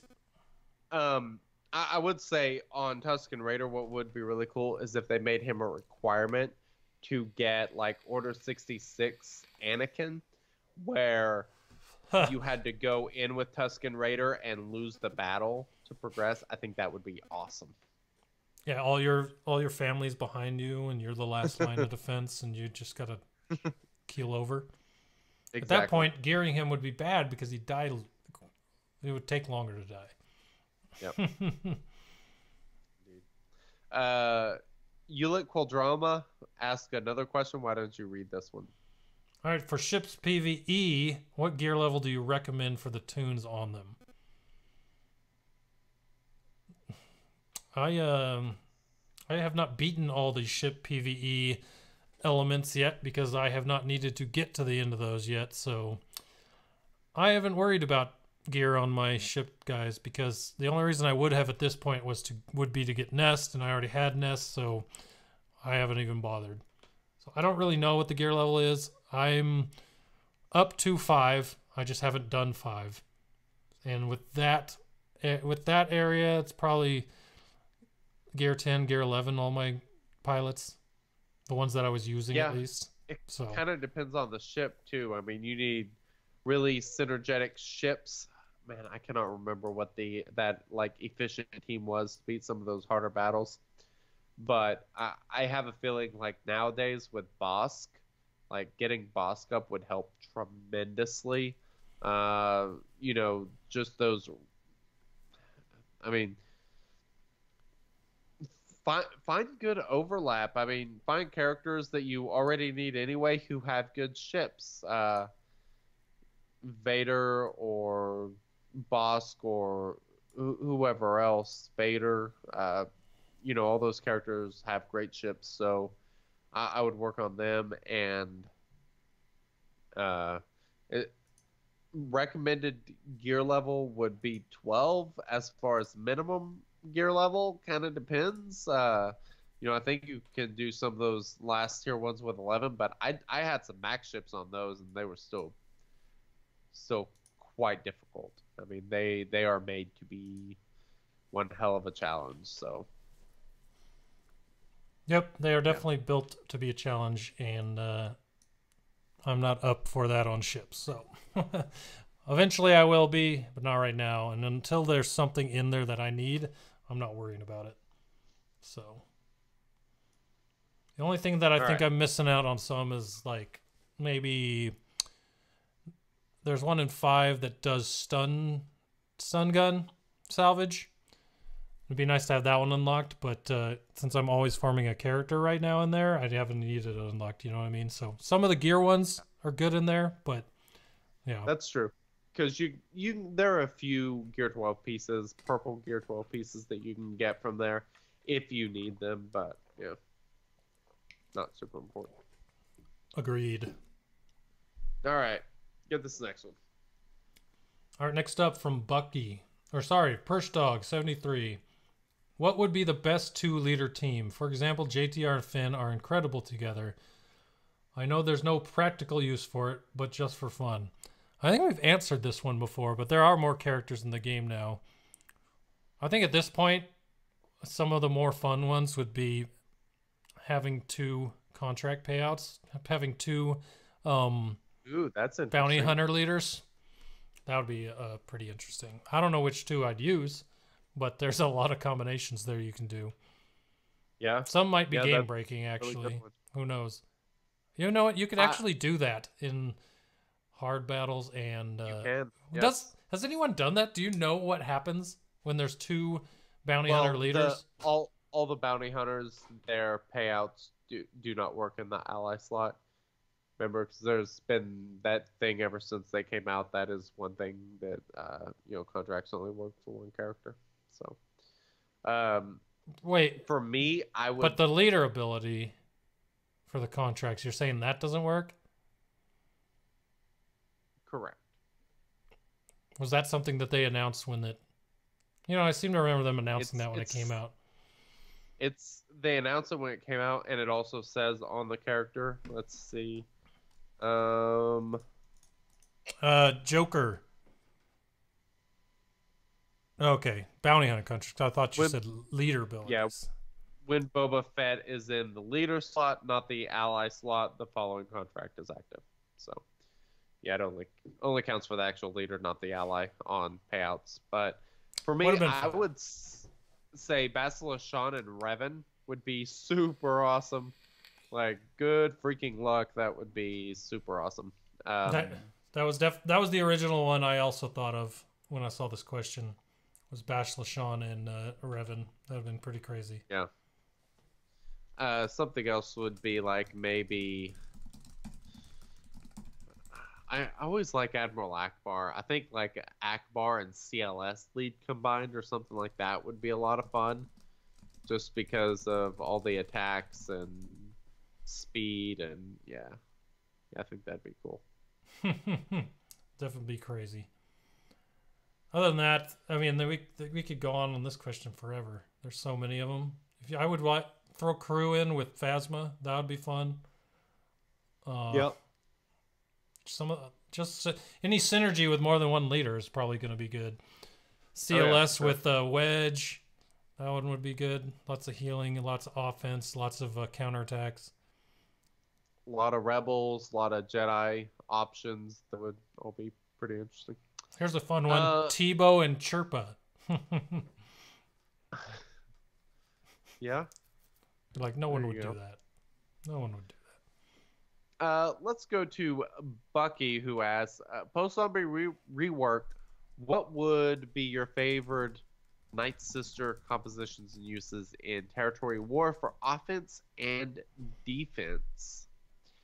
I kind of think offense or defense is kind of the same answer for me, and it would be the Mother Talzin lead with Asajj, Mother Talzin, obviously, Old Daka, Night Sister Zombie, and probably Acolyte. Is that? Who are you missing in there? Sounded like you said. Well, if you can throw Acolyte in there, who are you leaving out? Initiate and Spirit. You can find a way to put Spirit in, but wait. I think Talzin, Asajj, Daka, Zombie. Those 4, I think, are the absolute staples, and then throw in whoever else you want. Oh, so you left out Talia from the raid team. Talia. Yeah. So I knew there was one that was missing out of there. Okay, that makes sense. For raid, she's required, but for, right, that's what. Like, but you listed battles, one less than I knew there was, and I was trying to figure out who the other one was. Yep. So. What about you? Would you do anything different? I don't know what the Territory War Night Sister comp is. I've never used Night Sister Acolyte because mine's not geared, so I don't know. I don't know how that works now with the new zombie, so I can't really say. You know, one thing I've found interesting is I find Mother Talzin, even without the Zeta, her leader ability, to be superior to Asajj's leader ability, even with the Zeta, in arena-style battles, so including territory war. It seems to work a lot better. Well, yeah, those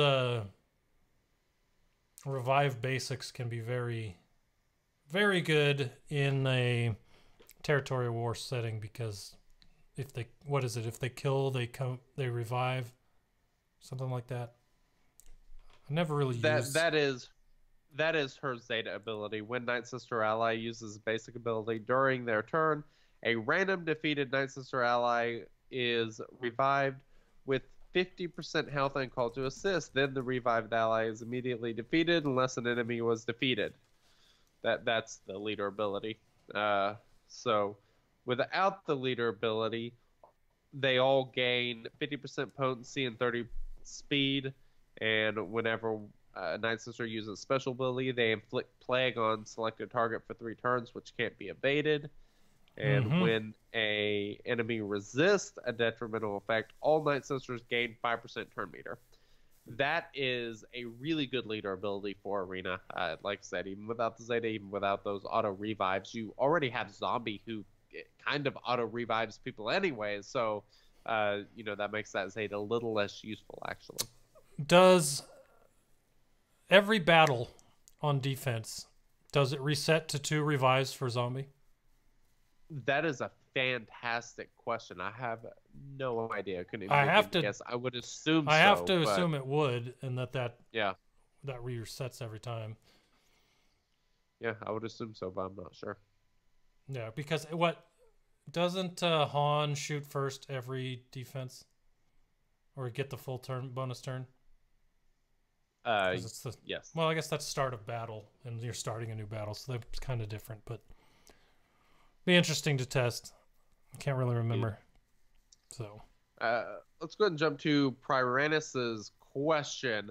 I run Reven in Arena, and it's really getting annoying just trying to outspeed the other Reven in mirror matches. Do y'all think there are alternative mod combos that would handle mirror match against faster Reven? This is, we did kind of talk about this earlier as far as battling opposite Revens to some degree.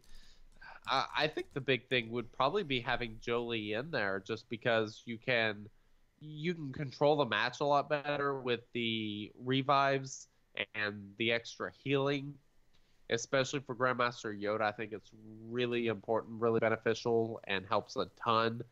Getting somebody killed and then just having them come back is just bloody annoying. So, plus you get the extra speed and crit chance because of his double tag.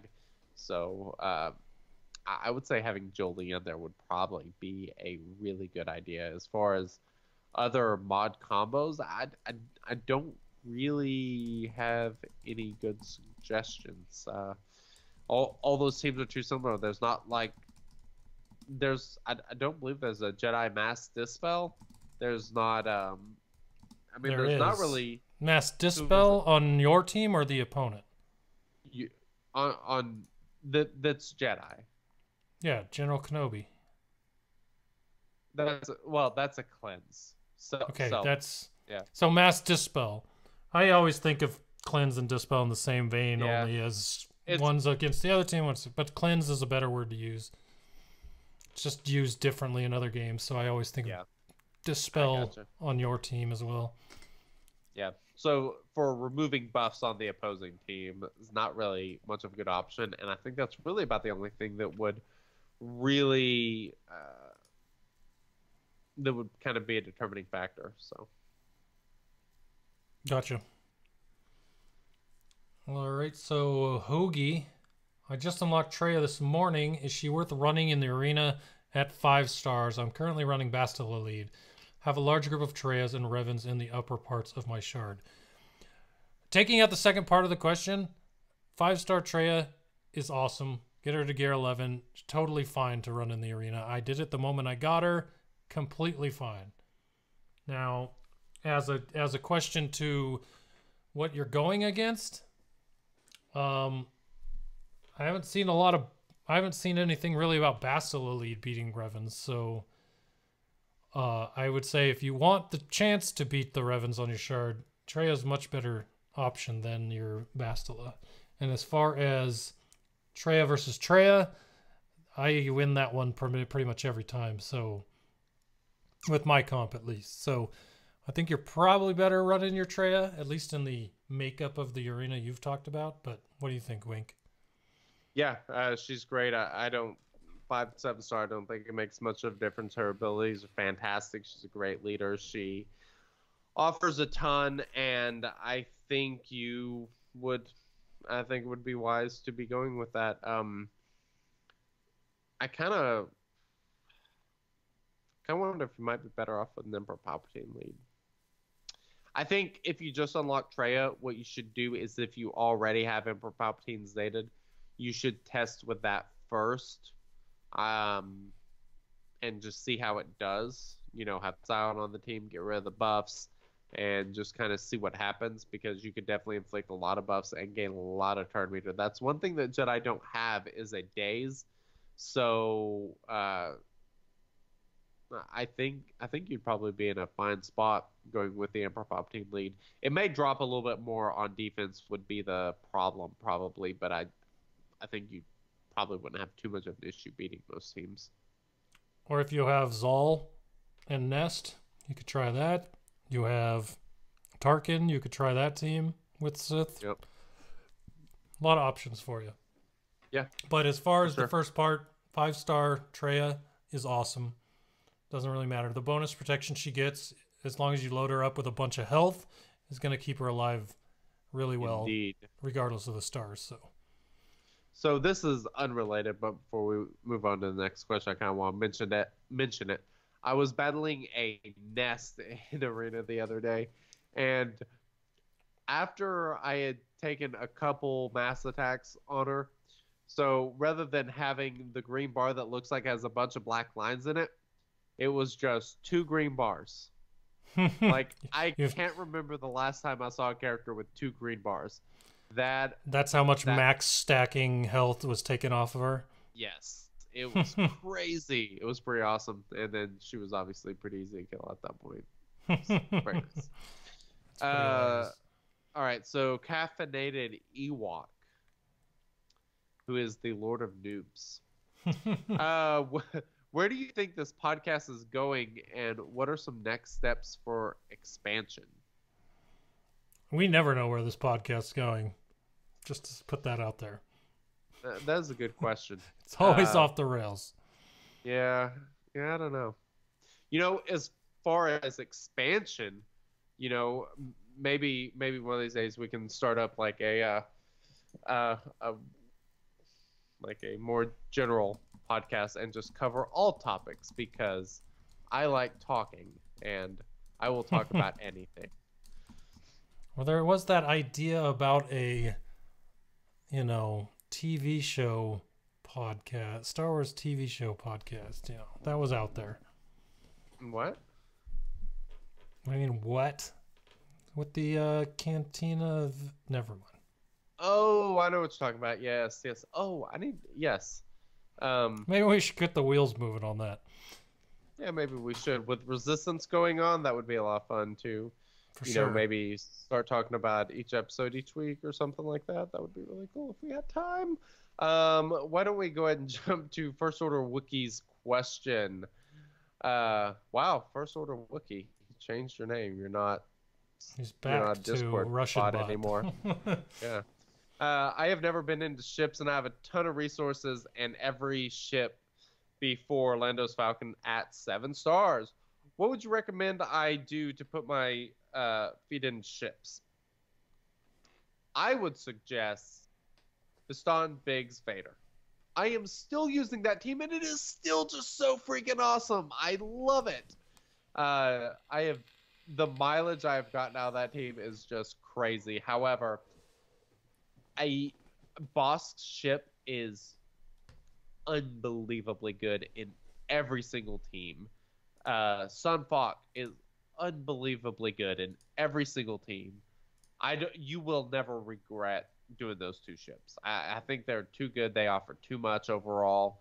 I think it's a really, really good way to go, is getting those two ships and then kind of building around them with what characters you already have geared.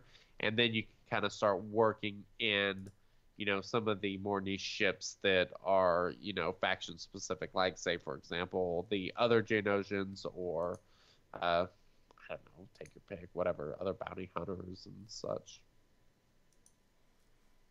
I like it. I have no comment because I'm still running old meta and I don't care. What team are you using? What's old meta? Biggs, TIE Fighter Pilot, TIE Advanced, starting with Chimera, with the first backup of Phantom, second backup Boba, third backup Poe, and fourth backup TIE Silencer. Dude, I did some mod slicing. Like over the past week, I've been putting some effort into getting mod slice for Tarkin. So I don't have any Zetas on Tarkin, but he is geared 12.5 basically, no Zetas, all Omegas, and he has all 6-dot mods. It has, I am holding so much better in Arena. It is awesome. I always stay top 20, and I auto most teams. If it's not bugs, I auto them. It is awesome. Yeah, I really made the mistake on my alt account because I have all the bugs at gear 12. I run Houndstooth as a backup with Phantom and a couple others. And I went all in on home 1 with my bugs, and my Tarkin ship is just a hot mess because I don't have the prestige right now to bundle it up. But I think that if I did, my team would hold a lot better, because on that account I can get into the top 50 very easily, and I usually sit between 50 and 65. So I really need to work on Tarkin on that account, because if I did, I think I'd probably just sit in the top 50. Yeah.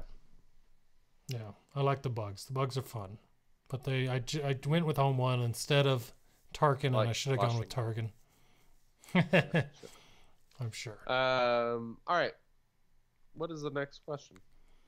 Our next question is from Bono.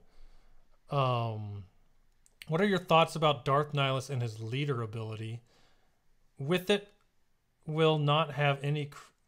Oh, jump down. He rewrote it down just a little bit further. Okay, hold on. Gosh, this thing is... Here, all right, I'll got go it. And read it. This is what I meant to say.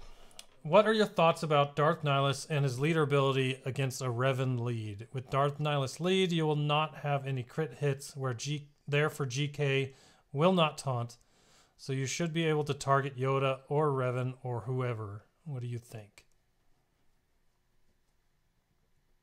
So Darth Nihilus lead takes all your protection, makes it all health.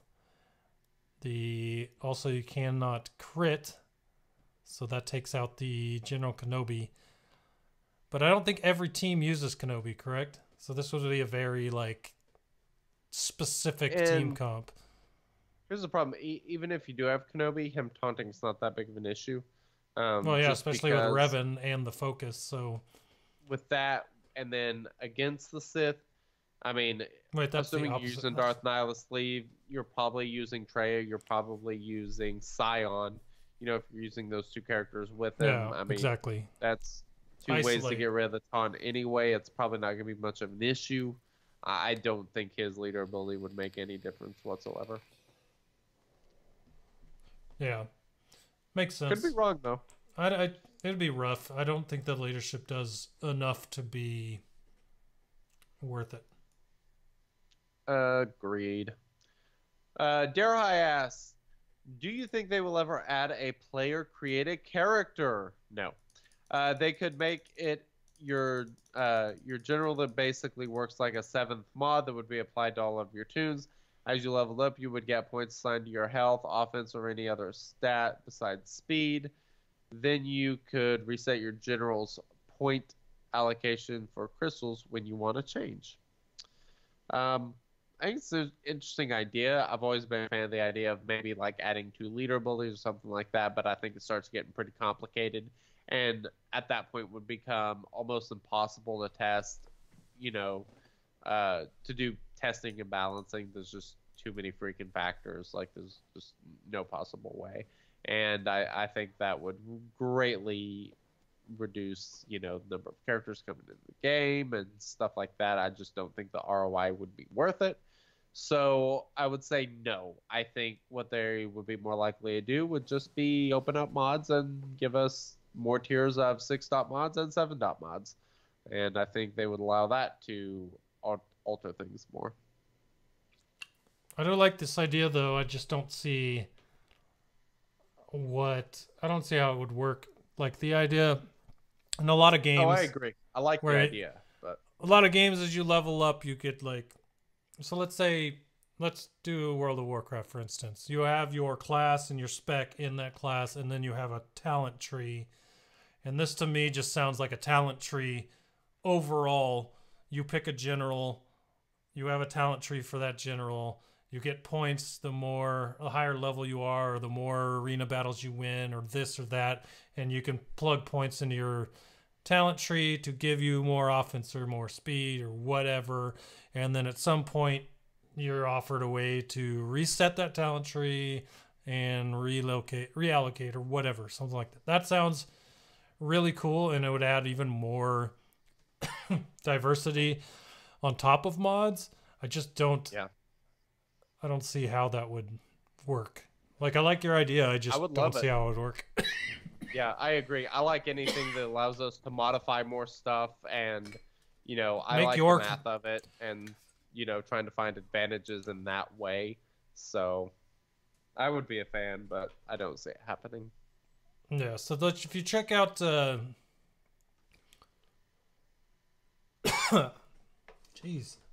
Yeah, I don't know what I was going to say. I lost it in the coughs. All right, we'll just move on to the next question. Pegasi asked, if General Grievous gets shipped, he will likely bring other droid ships with him. What droid ships are possible out there? A quick Google search should tell you that. That is a good idea. You do a quick Google search while I do a quick SWGOH search, because I think it's important to know if there are any droid ships that might be useful. And whenever I look, I see R2-D2, BB-8, IG-88, Chopper, Imperial Probe Droid, IG-88, IG-86, HK-47, K2, T3, General Grievous, B2, IG-100, and L3. So there's a number of those characters that are already co-pilots in ships, and so that kind of disqualifies them from being a ship or a droid ship synergetic character. HK-47, from what I've heard, is a possibility. I believe he has a ship, but other than him, I don't really know who the hell you would put in there. Yeah, so there's a lot of like vulture droids would be interesting, but they wouldn't need a character to go into them, so that would make it really hard to add to the game. I don't think that they were going to add ships without characters. If you go on Wikipedia, there's a Separatist Navy with a ton of ships on there, but I just don't know. I think that they're going to have to add some more droid ships. I just don't know what they would add, because having that IG-2000 with the droid synergy, to me, signals there's definitely going to be droid ships, but I don't know which ones they're going to be, to be honest. I agree. McTweet writes in the live chat, do you think we'll get ships without pilots because the droid was a ship? No, I don't. I see no chance of that happening. And Chicken Bottom says the IG-100 piloted ship, so that would be cool. But who knows? We'll see. IG-100, that would be interesting for sure. Indeed. All right. Next question from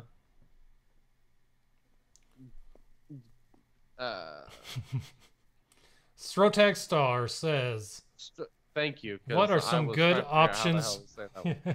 What are some good options for splitting your Jedi into territory war teams? One Reven Lead and one Bastila Lead. I really like this question. I think the big question is, where do you put Grandmaster Yoda? I think you have to split Grandmaster Yoda and Ezra up to make the teams even halfway competitive, because they're by far the two best attackers. Revan can hold his own, and you can kind of do like an old Republic type thing with him and Jolee, and then you could probably throw in maybe Jedi Knight Anakin, and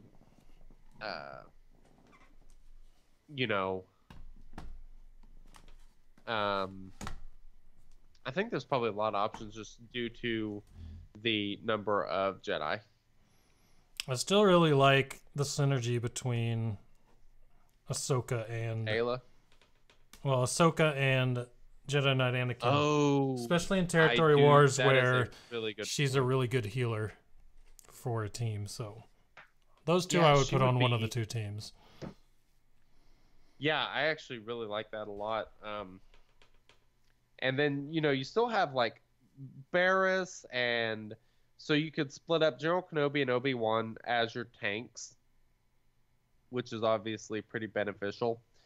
Jedi Knight Anakin, I think, would fit really well on the Jedi Knight Reven team, just because of the number of times that they lose turn meter and such. And then I think your boy Plo Koon would also be a pretty good option on one of those teams. I'm not sure which. Yeah, there's a pretty good chunk of them. I would say Revan, Grandmaster Yoda. Let's see, Revan, Grandmaster Yoda, Jolee.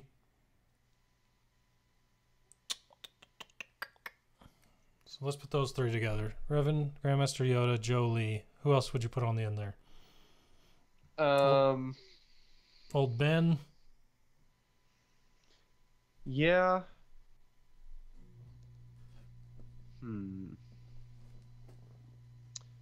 I really want to sit down and actually write this out. Yeah, me too. 'Cause All it'd right, be really so interesting. we're already going super long, so we'll put a pin in this question now that it's in our head. And that's our goal for next week. Come back with 2 team comps that we want to do. I like it. All right, so before we move on trivia, would like to give a shout out to Dean, our new Patreon, someone I ran into on Facebook, and decided to, who's a podcast listener, decided to support us on Patreon. So thank you, and thanks to all of our other Patreons. Remember, next week we're going to be giving away some gift cards and some really cool stuff, so make sure you get your Twitch subs in, especially you Amazon Prime people. You get that free sub, go put that in, and you'll be entered. And you can always just go sub anyway, but that is a free way to do it.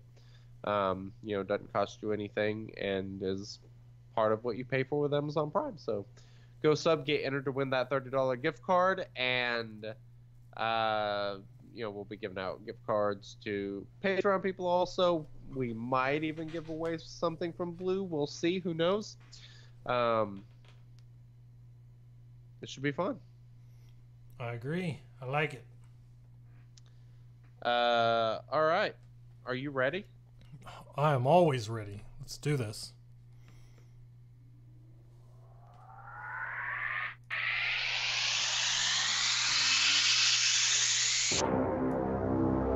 It's time for the sexy bearded duo to battle in their SWGOH knowledge in the most exciting trivia event in the Outer Rim. It's time for the Shattered Order Trivia. May the Force be with you. Alrighty. For all of you listening at home or on the radio, this week is Poll the Audience / speculation. I have no idea what to expect with this this trivia this week, but I'm pretty excited about it.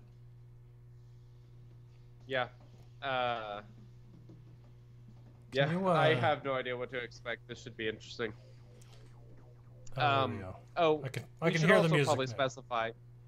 Joker asked in the live chat about the rest of the questions from Q&A. We will be covering those next week.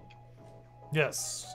Usually, whenever we do QA, it's not a one-time thing because we could talk forever about your guys' awesome questions. So we usually split it up in 2 episodes. If we get enough questions, it can span 3 episodes, so it gets kind of crazy. But we will cover them next week. So cool.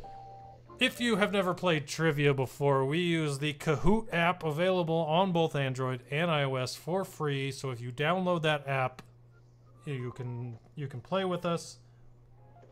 There is a pin we give out every week, and you just put that pin into your Kahoot app, and you will go right to the trivia, and then you can test your score against everyone else that plays it. So I have a pin here for you for everyone that is watching.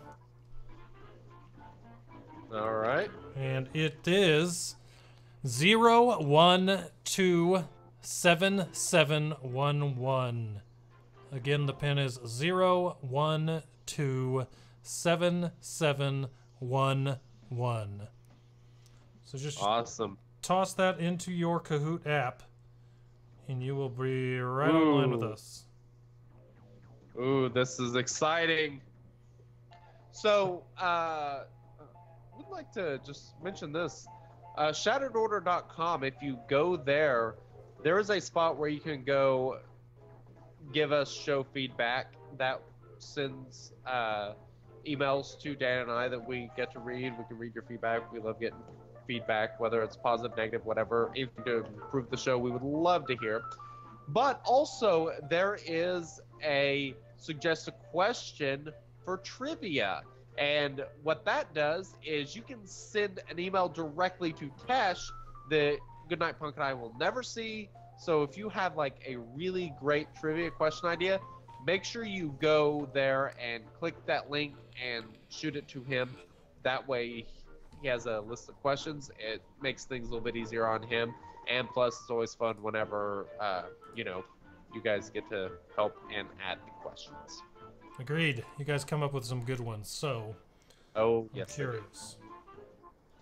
All right. You ready for question number 1? I am. So if you're playing along, hit that question 1 now. All right. I will read it from this phone, and then I'll tell you to go.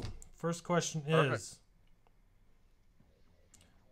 All answers are correct. Do you like the timers? Do you like the streak bonus? Oh, okay. Well, this is a poll for the audience. So we'll all say what we like and what we don't like. Answer quick or you won't get points. Just kidding. I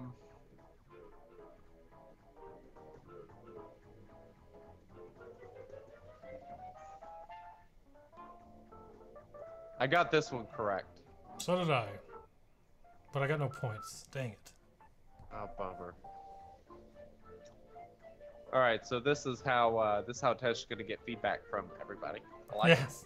So basically, answers were: I don't like to be timed. I don't want streaks to count. I don't like having the timer. I don't like the streak bonus.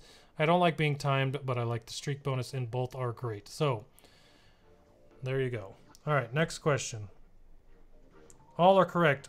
Would you like trivia to just be SWGOH content or more?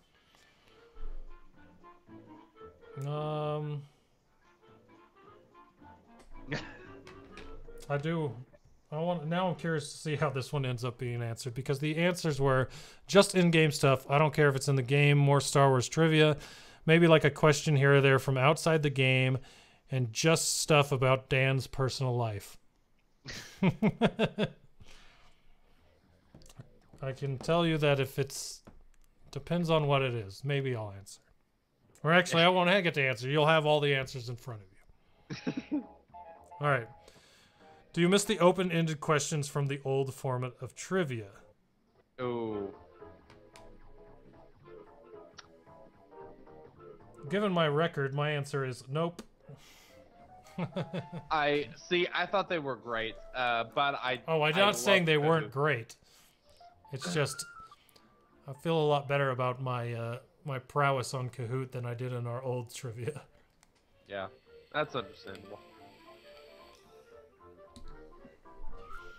All right, so I think we're on to normal questions now. Thanks for all the feedback, everyone. Let's get to it, I hope. If not, then we'll answer some more feedback and keep going. All right. Sounds good. Round 2. Get your tinfoil hats on. Which of these is not missing from the game? Go.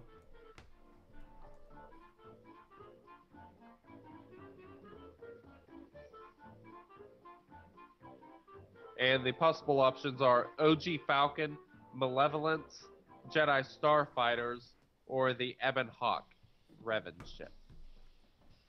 I don't know why it took so long to answer that question, but I think I was trying to work out how the question was asked in my head before I clicked on something.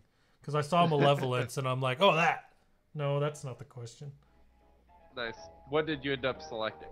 I selected Jedi Starfighters. You selected the answer I selected as well as the correct answer. Good to know. Indeed. All right. Question 5. Question 5. The OG Falcon would be unlocked by the following tags. Which one has 5+ non-capital ships?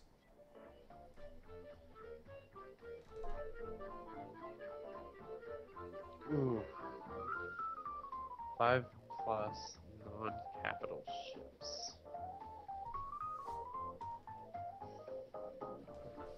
The possible answers are Sith ships, bounty hunter ships, Empire ships, and scoundrel ships. You know, I didn't answer Scoundrel because of our dev interview where there were only 4 or 3. So there must be. But they added more. So... IG-88, Xanadu Blood, Slave 1, Houndstooth, Boba, the Falcon, the young Lando's Falcon, Xanadu Blood, IG-88, and then you have the other bounty hunter one. So, dang. Wow. Yeah, ouch. I selected Empire. Oh, well, we're on the same page then. Nice. All right, question 6. The OG Falcon is... If the OG Falcon came to the game, which faction would have the most ships, including capitals?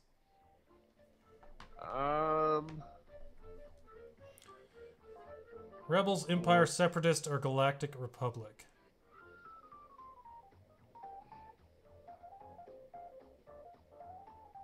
This is rough. Yeah, there's a lot of thinking here. Oh, why did you end up selecting? I was going to select Rebels, Ooh, but then I decided to select Galactic Republic because of all the Clone Wars people with ships. And that was a bad idea. Yep, that did not work out in my favor. Because the correct answer is Rebels. Well, what did you pick? Rebels. Woo! You can't just assume I know you got it right. You don't always get it right. I thought you heard the cheeriness in my voice. I thought you would understand. I was too busy in my sadness. Yeah, understandable. All right. All right. Question 7. If the Malevolence comes out as a legendary, which faction would most likely unlock it? This is opinion. All right, go. This is very opinion, but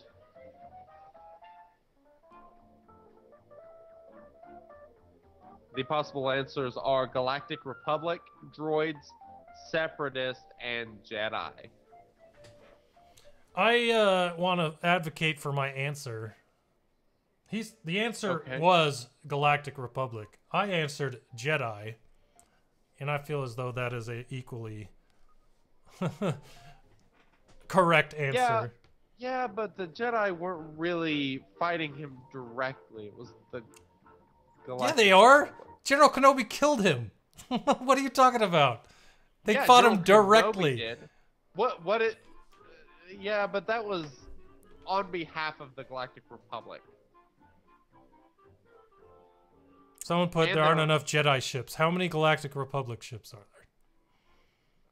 A decent number. I bet you they're very similar. I can go check and see the number of Galactic Republic ships. We'll do that in the end. Well, hold on. Well, okay. There's 7. All right, which ship in-game is directly involved in the Ebon Hawks storyline? Revans. Okay, go. Gauntlet Starfighter, none. Sith Fighter, or the B-28 Extinction Bomber. And your answer was? My answer was the Sith Fighter. That is the same as my answer, as well as the correct answer. Yes, it is. Perfect. I finally got one right. To answer Chicken Bum's question in chat, I guessed.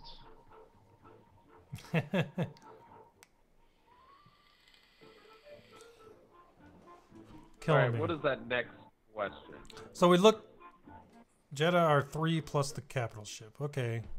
Well, either way, if you're going by just faction, I still think that the Jedi are a viable option for fighting the droids. Just saying. Since they led the Galactic Republic against the droids. Just saying. Which faction has exactly 5, the perfect number to unlock General Grievous? Possible answers are Clone Troopers, crap. Geonosians, Clone Troopers, Bring It, or Tuskens.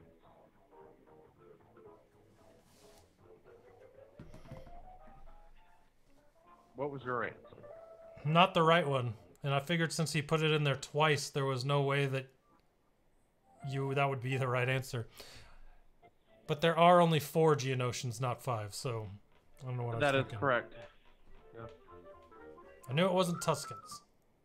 But I was going more technical with the way this app works, thinking you couldn't put 2 correct answers. Oh well, whatever. My score is going to be crap. You should know that you can put 2 correct answers. The first 3 questions were all correct. All correct, not some correct. Yeah, I guess that's fair. All right, what is the next question? All right, next question is...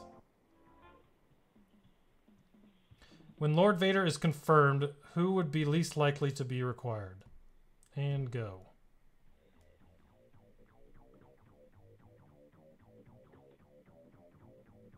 And the possible options are Darth Sidious, Ahsoka Tano, Hermit Yoda, and Mace Windu. What did you put? Hermit Yoda, because he would have been Grandmaster Yoda at that time. I put Darth Sidious.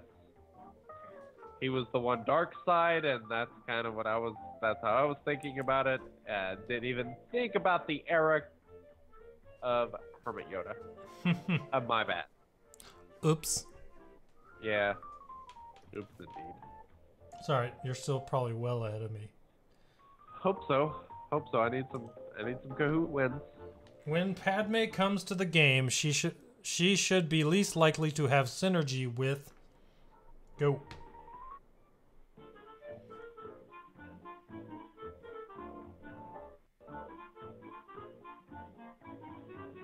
I feel like this is a trick question. Possible answers are 5, R2-D2, General Kenobi, and Jedi Knight Anakin. Oh, thank goodness. Sounds like you guessed 5s. I did guess 5s because I'm like, unless this is a trick question, I don't remember her and 5s hanging out in the Clone Wars cartoon. Yeah, well, I knew that she'd been around R2-D2, Kenobi, and Anakin, so I just kind of felt like 5s was the logical guess. Fortunately, I was right. Yeah. Now, Padme might not have synergy with Lord Vader. That's true. But where this is Jedi Knight, not that version of Anakin. What is the final question? Final question, just for fun, which are you most eager for? I know there are so many more. Ooh. So I think the Jedi point... Luke, Grievous rework, OG Falcon, or Lord Vader?